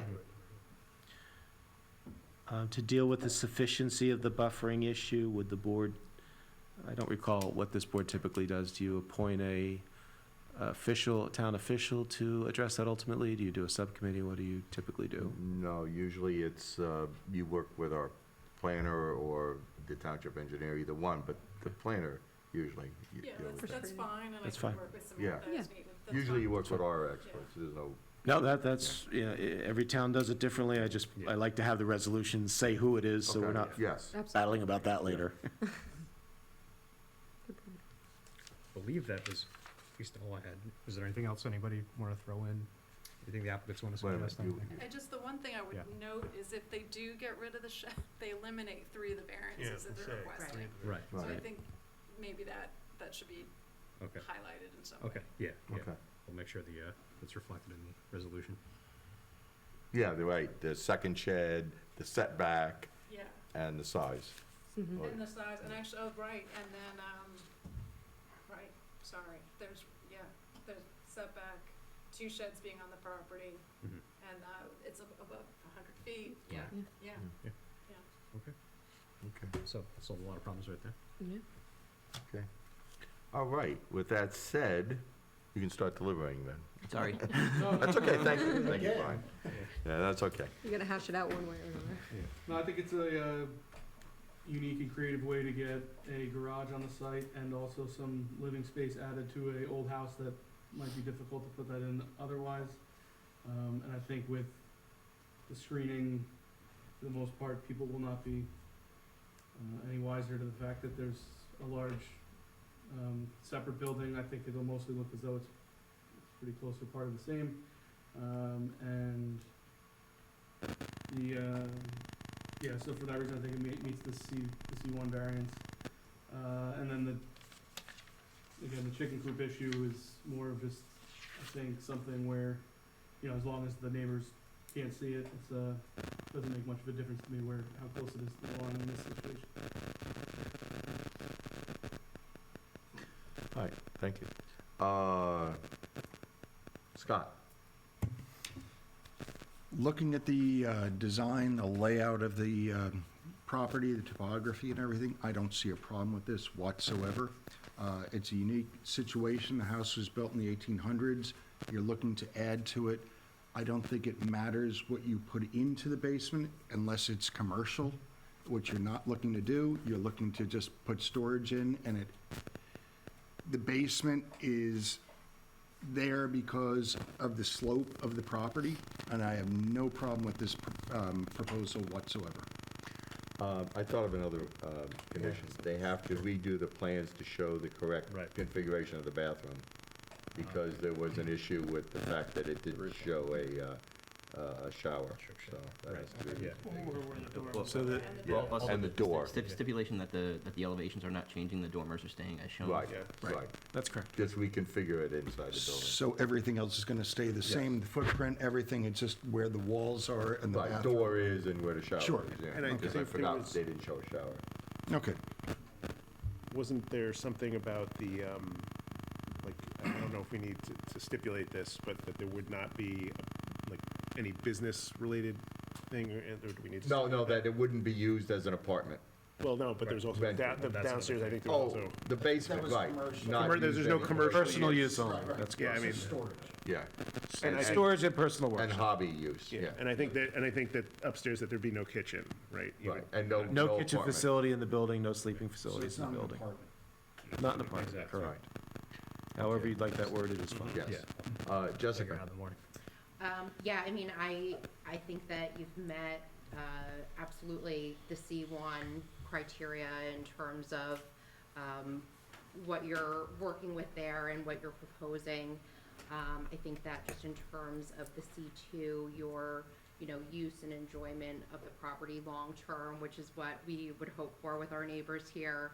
And, adding to the value of your property outweighs any, potential detriment. And I really don't see, with all of the stipulations that we've added in here and that you've graciously agreed to, that there's any detriment to the public good, so I'm for the application. Thank you. All right, Gary? I think that you've worked with a lot of the suggestions that have been, offered here and made some modifications to a plan that looked like you didn't have many other options in this property. So I agree with my other colleagues, and I would be for this application. Jonathan? I appreciate all the work and you've done with us in terms of trying to make sure that, we can overcome some of the issues. I will say, and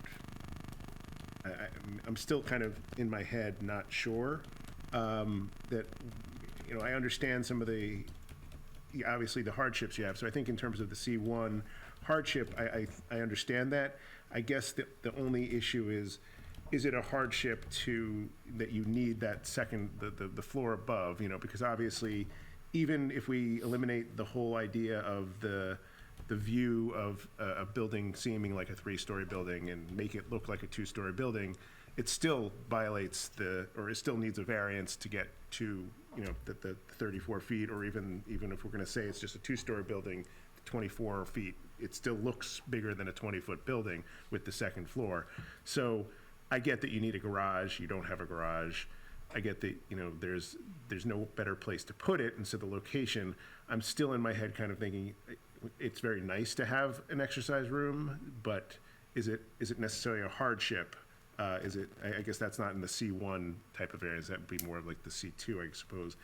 I think you've overcome the negative criteria, as I said, for what you've proposed, but the question then is it in my head, is it necessary to have something like, is this too excessive? I'm just throwing it out there. I understand, that other people have said similar types of things. It's kind of looking for convincing either way from this kind of deliberation here. Otherwise, I think, as I said, I appreciate your flexibility in trying to overcome the negative criteria, and I think you have. It's just that one thing is sticking in my head. I think probably where it is located, in terms of how far it is from the road and how you've described it in the screening, maybe makes it so that I can overcome that, but I'll still think about it. But. Thank you. Fine. Yes, and thank you for your time tonight. This is definitely a unique application, and I certainly understand that the property is encumbered by certain hardships, particularly with the amount of steep slope you have across the property. Now, while I'm not convinced that this is the best location for this garage, and I don't think it's been explored other opportunities that perhaps would not be as impactful. I also appreciate the mitigations that have been proposed to mitigate those conditions. I'm still somewhat confused about it. If this were even just in the front yard, why the 2 stories 25 feet instead of 20 feet? There are things that even taking the slopes aside, it seems a little bit bigger than perhaps necessary. However, that having been said, with the mitigations proposed by the vegetation, by relocating the stairs, by relocating, by regrading as necessary to mitigate its impact to Gillette Road, I think that the proposed benefits, and particularly also with eliminating the shed that's been stipulated to, the proposed mitigations that are being suggested help advance the purpose of the use of the property. They help advance the purpose of the zone, and I think it allows for the full use of the property. The detriments that we've mentioned, I think, are in fact being mitigated now as proposed. The chicken coop, I understand it. It wasn't submitted as whatnot, but it's been there for a while. It's provided good use and function for the owners. The one elimination of the shed, actually, I think we said eliminates a number of variances. And it still allows, and with the the basement there, you can kind of mitigate that condition. So I think that's a benefit. So overall, I am in favor of the application. Thank you. I concur with the statements of my fellow board members. I think that the applicant has been very flexible in his ability to comply with a lot of our requests. And I think that where it's positioned, I think, even though it's in the front lawn, it's probably the better location for it, because I was looking at the plans and I was looking at the property. If you moved it closer to the house, you'd have to be regrading, you'd have to be doing more driveway work, you'd have to be putting more blacktop in, you'd have to be doing a lot more work to get it so that 2 cars could get into your garage. I think this way, you're not disturbing the driveway, you're not disturbing a lot of the property that you would have to disturb if you moved it. There is that property across the street that has a garage right next to the street. Even though it's only a smaller structure, it is right on top of Gillette Avenue, so it actually is more imposing than this structure, I think, will be. I don't see a problem with the fact that there's a second floor to use it for a recreational area or exercise area. I think that the house being so old and not having the amenities that some newer houses have, or the size or the space, I think that's a good use of the second floor. As long as you're building this building, you might as well build it so you can use it. The basement is a good use of that space, so you can get rid of the shed. The shed is closer to the house next door. The chicken coop isn't, it's down the hill. Even being 2 feet from the property line, it doesn't look like it is. It really looks like it's off by itself in the woods. It's a unique piece of property. It's one of the most unique shaped properties that we have in the township. It sits on a piece of property that's higher than Long Hill Road, but yet, you know, is considered a corner property, but you don't even see it from Long Hill Road. I would be in favor of it. I think that it does meet the negative and positive criteria. And I don't think the neighborhood would be in detriment of having that. I think it would be a positive effect. It would make the house more usable and more beneficial to the owners. So I would be in favor of it. Thank you. So could we have a resolution? We can have a vote? Motion, yeah. Well, I mean, I'd want to hear, okay, but. Oh, I thought he went to- through it already. To move it. Oh, yeah, that's true, you did, okay. So do I hear a motion to approve this applicant? Subject to all the conditions. Subject to all the conditions. Aforementioned. Yeah. Motion to approve. Do I hear a second? Second. That Roll was call. Mr. Hain? Okay. Yeah. Mr. Giannakis? Yes. Mr. Hain? Yes. Mr. Rosenberg? Yes. Mr. Lindeman? Yes. Ms. Brennan? Yes. Vice Chairman Johnson? Yes. Chairman Correct? Yes. Motion carries. Thank you all very much. Thank you. Have a wonderful evening. Thank you. Thanks, everybody. Good luck. Good luck with it. Thank you. Now the hard part starts, right? Yeah. Now you have to put the shovel in the ground, find where the rocks are. Okay. Let's jump into the pool. According to the, wonderful skills in one. Yeah. Come on up, second applicant, so we can get you Every time I started. think these are gonna go fast, they don't.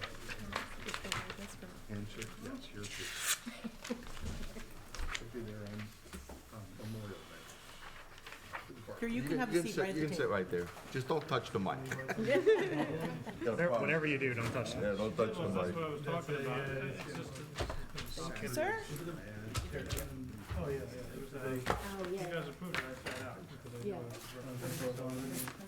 the old, Oh, I get that down too. What's that? Right. And then we're done, right? Yeah.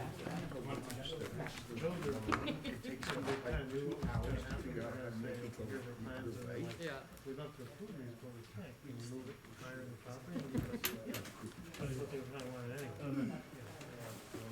You know,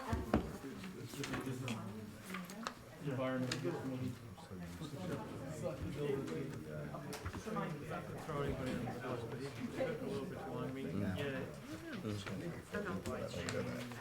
All that stuff, $120 pieces of fire. She's their computer. Okay, Ready? ready to get started? who has that landscaping brochure? That's it. Oh, yeah, that has to be in there, thank you. All right. Ready? Ready? Yeah, I'm ready. Okay.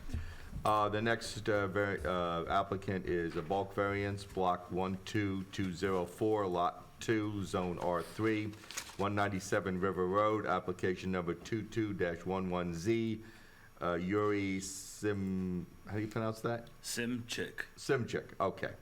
Applicant proposes to construct an in-ground pool in the rear yard of a single-family residence. Mr. Simchik, I assume that is who you are? I am. Okay. Swear him in, Of please. course. Mr. Simchek, my fellow Slav, I'm Polish, though. I understand how the last names go. You swear to tell the truth, the whole truth, and nothing but the truth, so help you God. I do. Okay, Swear our experts in. that's good. Ladies, do you swear to tell the truth, the whole truth, and nothing but the truth? I So help you God? Okay, you're good, Mr. Chairman. Oh, and I would also note that I reviewed the form and Yeah. methods of notice for this application. Seems sufficient, so you guys have jurisdiction over this matter. Just Thank you. throw that in. Thank you. And just for the record, there absolutely is no public, so I'm not even gonna bother to say that. Make sure. There's no public out there. Noted. So, right, unless they're hiding in the pews. All right, Mr. Simchak, would you just explain briefly to the board what your purpose is, what you're doing with the swimming pool, and just explain to us what you gave us here to look at. So the application includes a proposal for an in-ground pool, construction of an in-ground pool right behind a slate walkway patio section in the backyard. Pretty straightforward, rectangular shaped. It's a 10 by 27 with an 18-inch coping around, which totals 13 feet by 30 feet, extending out from that walkway. There will be no additional hardscapes around the pool. There'll be just grass. And I know there's questions regarding landscaping. I'd be happy to testify to. And equipment where it's located for the pool, whether it's the pump or the filter, I'll be able to answer all those questions as well today. But beyond that, that's what I'm proposing. Do you have, I know you have something you sent us here with the, I do have an exhibit for today, Yeah. which would be an updated plot plan for the pool. Oh, Because there okay. was Can you- questions regarding, Yeah. from the board planner and the board engineer regarding location of certain things, and then a question regarding, I think the equipment pad. Yes. Which is Yes. in existence and is actually on the surveys that I submitted. okay, Can I just pass this up? Yeah, I gotta mark it as an exhibit. yeah. So this is an updated version of the plan you had sent us Yeah, prior. I highlighted Okay. the two sections that were in question, and then Oh, good, I you got also some copies for included everybody. the zoning table that was requested to be included on the plot plan. Oh, I've also fantastic. contacted my engineer and the surveyor to include it on an updated sealed survey. He'll be able to include that, so he's been notified. Don't have it for today, obviously, because it's a quick turn, wasn't able to do a quick turn. It seems in one of the photos you do have a fence on one side. Is it totally Yeah, Yeah, we're gonna Regarding- get to the fence. Okay. Wait, let me Yeah. just backtrack. So this is an updated plot plan as Exhibit A1. Correct. Thank you. Boundary Updated survey. boundary survey. Boundary survey. Boundary survey, okay. I basically used a condensed version of the actual survey to lay out the pool on the site, so. Okay, and then now you have the pool pump filter pad shown. Yeah, that's on existing slate, so. Oh, it so won't it's be not even gonna be an addition? Nothing it's just additional, not- it's okay. going on an existing piece of Okay. slate that's there. The equipment pad is on the other side of the property, which includes an existing 2 condensers and a generator. That's on the official survey. And that's already there, right? Yeah, Okay. and I think that might answer the question in regards to my overage. I'm coming in for variance over my 20% already. And that was something I wanted to address because it was a question that was proposed in one of the reports. I think it's 25 square feet over the 20% that so I apologize. I don't know. Where was that 25 square feet, do you know? Well, the equipment pad is 75, so I'm That gonna could be tag it. it on there, if that's okay. You mean the slate, for your generator then? Correct, yeah. Oh. I believe before we did construction on the property in 2017 or 2018, that was gravel with some kind of pads for those machines. And after construction, it just ended up being slate. Okay. It's Yeah. not on gravel then, it's slate? Correct. Okay. All right, but nothing else changed? No. Okay.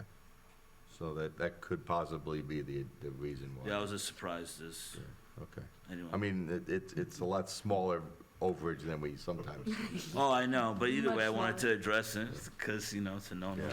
Yeah. Now, it was mentioned about the fencing. You have a self-closing gate on one side of the house. That's the black 50, how tall is that fence? 54? That's a 54-inch Okay. fence. And then on the other side of the house, you have a similar type of black fence. That doesn't have a gate, right? That does. It does have a Also gate. self-closing Self-closing. latch. It's I don't- actually a double gate that is secured to the ground on one side, and both of them are actually self-closing. Self-closing. And the remainder of the fence around the yard will be modified to match that new fencing? Correct. That's the existing fence chain link. That was there. That's damaged and needs to be repaired or replaced, obviously. We're gonna match it to the front. But for the pool, it wouldn't need to be, it would be Correct. sufficient. But being that you're putting the pool in, you're gonna upgrade it to, when we have the picture here of the little pumpkin heads here, that fence to the right, it's gonna all look like that all around the property. Correct, yeah. So the fence is gonna be all around your property, not just around the pool? Correct. Preliminarily, it's difficult because I have 3 children, 3 and under. So safety is a concern, obviously, with an in-ground pool. Okay. What we might end up doing down the road, depending on how things go with the season, we don't know. Okay, But so, might I mean, have you to fence- might have a double fence then? Correct. Around the property and, Correct. but at least you're All gonna, 54 up and up. right, so at least you're gonna put the new fencing around the entire property, and you might have put an additional fence around the pool. Correct. Which I think they can do. He can do that without any, As long as he doesn't need to double fence it. So Right. if he has one 54 self-latching. right, but fence, for his which own is good peace of by mind for the construction children, standards, yeah. Your second fence technically wouldn't even need to meet. Not by mother-in-law standards. There you go. Yeah. Those are probably very strict. Yeah. More so than the MCL Yeah, unit. UCC, Uniform Yeah, Construction yeah. Code, for sure. But, no, I can understand that, you know, thought pattern as far as Sure. what is this object in the yard? It's a stainless steel fire pit. Oh, okay, just curious, okay. That also won't be there, obviously. The pool will be in that space. Right. So is that gonna be moved onto the slate, or, Probably get rid of it. oh, get rid of it, okay. That's where the diving board is. No diving board. No. Mother-in-law How deep, would how- not yeah, what are approve the a diving dimensions board. of The the? pool actually is only going to be 54 inches deep at the deepest point. So it's gonna more be like a lap pool? It slants down, correct. Actually has, if you see the specs of it, it's in the package. Oh, I see it, yeah. There's like a sunbed in the beginning where there'll be, probably 18 inches of water, and then it'll slope down into. And it'll deeper. step down, okay. Correct, and it's just 54 inches is the deepest, which is your typical large above-ground pool height. Liner pool or some? This is a fiberglass pool. Fiberglass, It's gonna get okay, dropped so- in, yeah. Oh, it's kinda like those prefab, just drop it in. Correct, yeah, Okay. it'll be Oh, drop it in. dig the hole and drop it in, okay.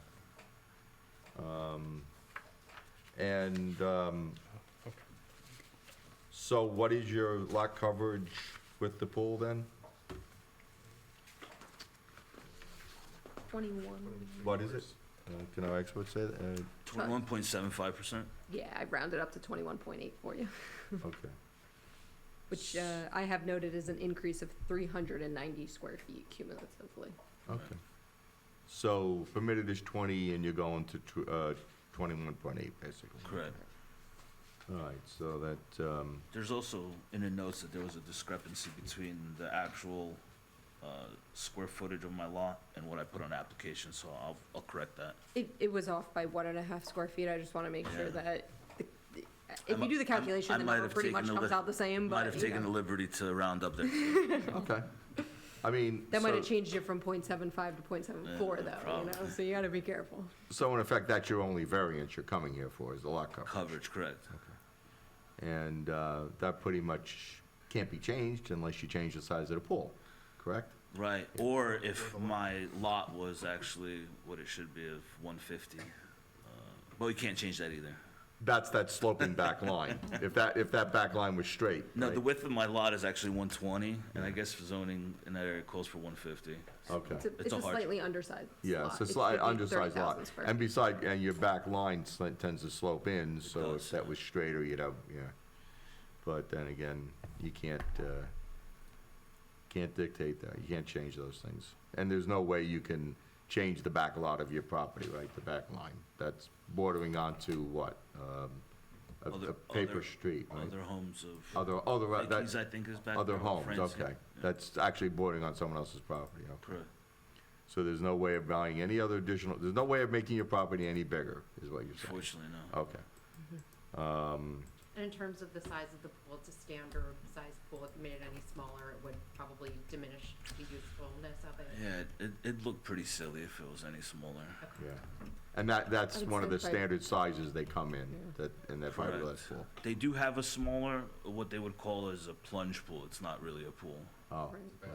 It's a, Right. Yeah, and I have 3 kids. I'm a big guy. Yeah. I would say, and Liz, you might agree, of the pools that I've seen over the last couple of years, this is one of the smallest smallest ones, yeah.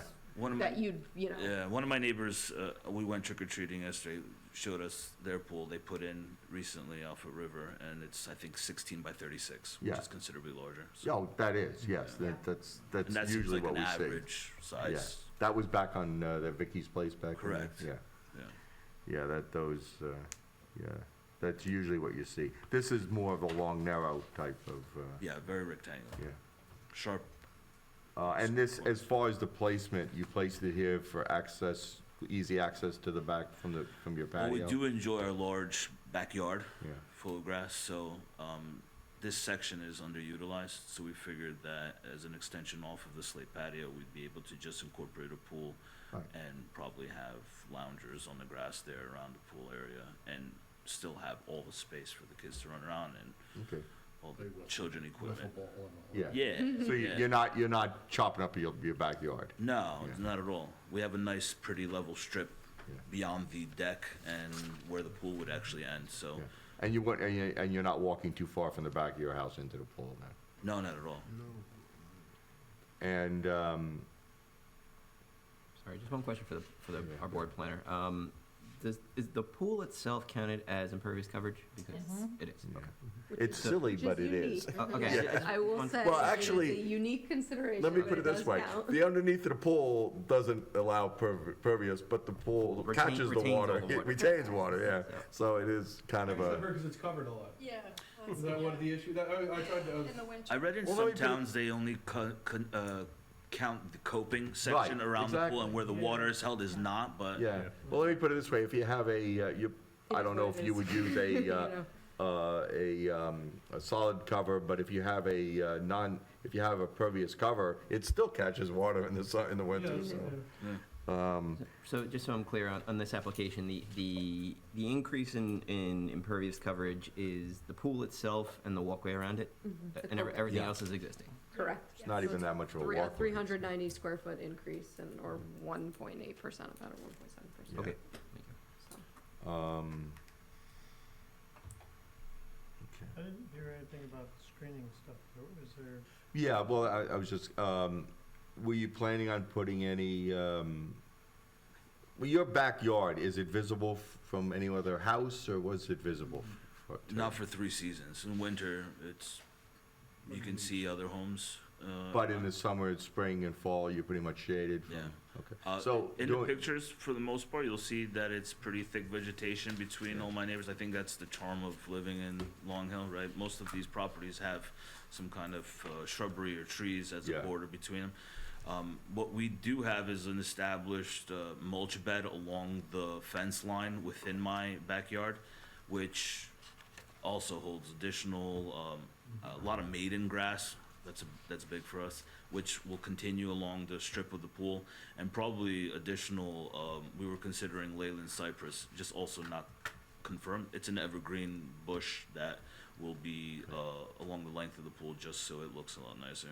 Okay, An that, arborvitae type, closer to the pool or closer to the property? no, fence line. Fence line, Yeah, okay. within those mulch beds that are Okay. established. So for you'd that. be blocking the view Yeah, my neighbor Alan. along the property line, but next to the fence, next to the pool area? Correct, yeah. Yeah. As I understand, Leyland cypresses grow very rapidly. Correct, yeah. You're not gonna see much from the back because it's pretty far away, but Right. the one side, the closest side to the block 12204 lot 3 would be the closest property to see anything, basically. Correct. And where is the house on that property located? Closer to your house, up closer to the street? The side that he uses is on our side, his driveway, his garages. He's not home during the summer, but he's a very nice man. Yeah. We have a great relationship. But I mean, what I'm saying is, if he looks out the side window of his house, he's not gonna see a pool. He's gonna see your No. house. Yeah. No, yeah, he won't see much of It's not anything gonna change because of his the view. trees. There's a lot of forsythia, very thick, overgrown, old okay. forsythia that's huge there. You don't see much of anything when spring hits. That stays fall all year. Correct. Still pretty full. Yeah. So that's not, when anybody looks out their window, they're really not gonna be seeing your pool for that intensive purpose. Any other questions for the applicant? I just have a comment to add is, the project overall is fairly de minimis in that it doesn't need lot grading approval. It doesn't meet either of the thresholds. It's under 1,000 square feet of disturbance, and it's under 400 square feet of new impervious coverage. As you could see by his photos, it's a very flat yard. Yes. Clearly, there's no extensive grading that needs to be done to accommodate this pool. The only question I do have is, the material that will be excavated in order to plop that pool in, will that be hauled directly off-site? Yeah, most likely. Okay. Other than that, I think this is a very straightforward application, and, you know, by minimizing, you know, not having a big patio around this and things, you've really minimized this variance as much as you reasonably could for this request. So Oh, I yeah, have no I other mean, comments. as pools go, you've really done it in Yeah. a minimal manner, that we don't have. We have a minimalist approach. Minimalist, yes. We appreciate it. Yeah, makes our job easier. Just I don't want to Yes. overcomplicate Just a it. question, because do you have a garage? I do have 2-car garage. Oh, you do? It's in the Okay. front of the And house. This pool is actually directly behind the those garage. 2 cars. So that is that where your children are in front of, that's the garage right there? Those aren't my children. Oh. No, I'm kidding. Okay, I was like, wow. That'd be really weird as Yeah, well. it'd be if I weird. had random, Random people here. Yes, that is And you exactly went what through my the door to your couple of garage. That's the faces. back door to the garage, yeah. It just looked like with all the windows, it's like, oh, wow, that's a garage, huh? Yeah, it's, the house was redone recently. Correct. And You just know every house in the town. Yes, I do. I walk past this house every single day. I know, yes, you do, yeah. In fact, when I rang his doorbell today as a Ring doorbell, and he wasn't home, so I went and looked around the back, and he came to my house and said, "Will you ring my doorbell?" I said, "Yeah." There's a pool there. Yeah. But, And kids running around. damn Ring doorbells. Anyway, is there any more, do you have a, Liz? you have- No, the only concern I had was with the landscaping, Okay. which he testified to, just because it was a little bit closer Sure. on Liz, that did you- side, but that was it. That's Did the you plan want for to the let him length know of- about that, in your report? Not really, but Okay. no, there was a Okay. report that there was a mistake, and I revised my report, which, Oh, okay. so I don't know if you were able to get a copy, but No, that's fine. I'll show you. It's nothing It major. had something to do with the other one, right? Yeah, Yeah. yeah. It was a carryover. I'm looking at that and going, that's not So I'll tilted show on you. this It's not a one. big deal. Yeah. Yeah, right. Anyway, all right, now, what were the conditions that we had? The landscaping to the, So we're gonna add landscaping? yeah, landscaping to To the. lot 3. To Order the, with lot 3? yeah, to where it borders lot 3, along the side of it, whatever. And replacing the old fence to make it the Right. same as the compliant 54-inch. 54-inch, which he has already in the front and the. I don't think there was anything else. Okay. Yeah. No, I don't think there was. I was just, wanted to make sure we had those Yeah, two. I think we're good. All right, any other questions? All righty. Jessica, you want to start deliberations? Yeah, I mean, I think for all of the reasons that we just discussed, you meet the C2 criteria as well as the negative criteria. I don't see any detriment to the public, and I think it'll only benefit both your use and enjoyment of property values, both for your home and around you, and so on for the application. Ben? Same, I don't see any reason why there's any detriment to the neighborhood, and I think it'll, it's a modest pool to be added to a home that'll increase your enjoyment, so I think I'm for it. Gary? I agree with, fellow board members have already stated, and I'm for the application. Scott? I never see a problem with the pool at the house. I think it always adds to the house and it adds to the family and the enjoyment of it. So I'm all for it. Jonathan? Yeah, not much more to say, just enjoy your pool, and hopefully your kids will enjoy it as well. Thank you very much. Fine. I'm in favor of application as well. For the record, you can established it is an undersized lot that creates a hardship on the property. And in terms of any overage on lot coverage as it relates to water runoff, you basically have a giant retention pond by the pool, so that's not going to be an issue. You're mitigating with some screening towards lot 3, and I think it allows for full use of the property, consistent with the purpose of the municipal land use law. I do not see any detriments, and I'm in favor of the application.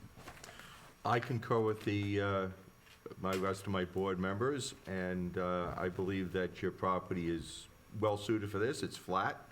Your neighbors won't have any detrimental impact from this. Adding the landscaping will be an added positive thing. Replacing the fence, obviously, will be a positive thing to actually beautify your property, because I know you probably were gonna do that anyway, the fence is kind of run down. And I think your property will benefit from this and your use of enjoyment of it, and I don't see any detriment to the neighborhood, so I'd be in favor of it. Thank you very much. So with the conditions that we mentioned, which you just mentioned again? You just mentioned? But the two conditions were to replace and make sure fences comply with the 54-inch height, and then we're gonna add some landscaping on the border with lot 3. Okay. Do I hear a motion to approve this applicant? So moved. Second? Second. Okay. Roll call? So it was Mr. Rosenberg and Mr. Hain, correct? Yes. Okay. Mr. Rosenberg? Yes. Mr. Hain? Yes. Mr. Giannakis? Yes. Mr. Lindeman? Yes. Ms. Brennan? Yes. Vice Chairman Johnson? Yes. Chairman Grant? Yes. Motion carries. Congratulations. Thank you very I much. think that's one of the quickest ones we've done. I'm happy I'm part of that group. Yeah. Thank you very Sorry, much. you had to Too bad. for a long one. Yeah.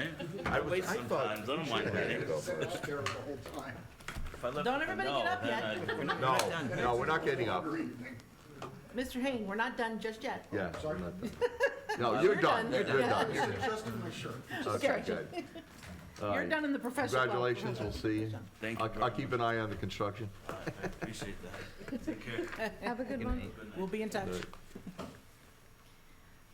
Okay, so now the old and new business is that I had discussed with the chairman and vice chairman prior to the meeting being started tonight that as the board doesn't have anything in queue right now, there are definitely some things coming in, but nothing ready probably for the rest of the year. I suggested, if the board deems it appropriate, that on the 15th of this month, in 2 weeks, since our board attorney said he could have both resolutions from tonight ready, that we do a Zoom meeting just to approve the resolutions. Yeah. That, I think, what do you guys think? I mean, Yeah. why come here for a 10-minute visitation? 5-10 minutes? Yeah, so I think Zoom would be very appropriate for that. you know. Okay. And And just then- allow, obviously, the applicants would want to be present too, if they choose to, If they choose to. you know, that would be fine. Yeah, normally we have them look over, or especially. Right, when right, there's if an there's attorney, any he looks it questions, over yeah. ahead of time, yeah. I know Mr. Fred Zelli usually likes to be present for those. He does, yeah. And then the last matter is because the volunteer dinner for the township is on December 6th, which was originally a regular scheduled meeting for us, we had voted previously at one of our meetings to cancel that meeting and hold a special, if needed, on If December needed. 7th. But we don't need Don't think it. it's gonna be needed. Fine. So I just We're suggest gonna that cancel that one. we will see everybody on Zoom and then in January. Right.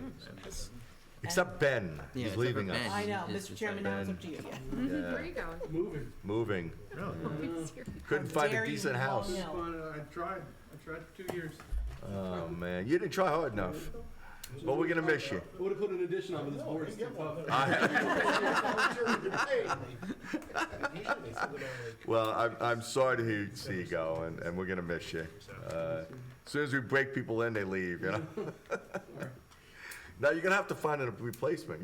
That's why. Yeah, you know, we're tasking you with finding your Door to replacement. Can't leave till you find a replacement. Just don't go to the rec committee or else Lisa's gonna have your head. Yeah, right. Don't take another one. Yeah. Yeah, because we were both on the rec committee. Right. All right, hearing no other business? Not for me, All Mr. right, do I hear a motion to adjourn? Motion adjourned? Do I hear a second? Second. All in favor? Aye. All right, we're adjourned at 10:28. 10:27. 2 minutes to Go, cook. guys. All right, good. Good, guys, Now very you can good. get- okay. Permission granted. We did,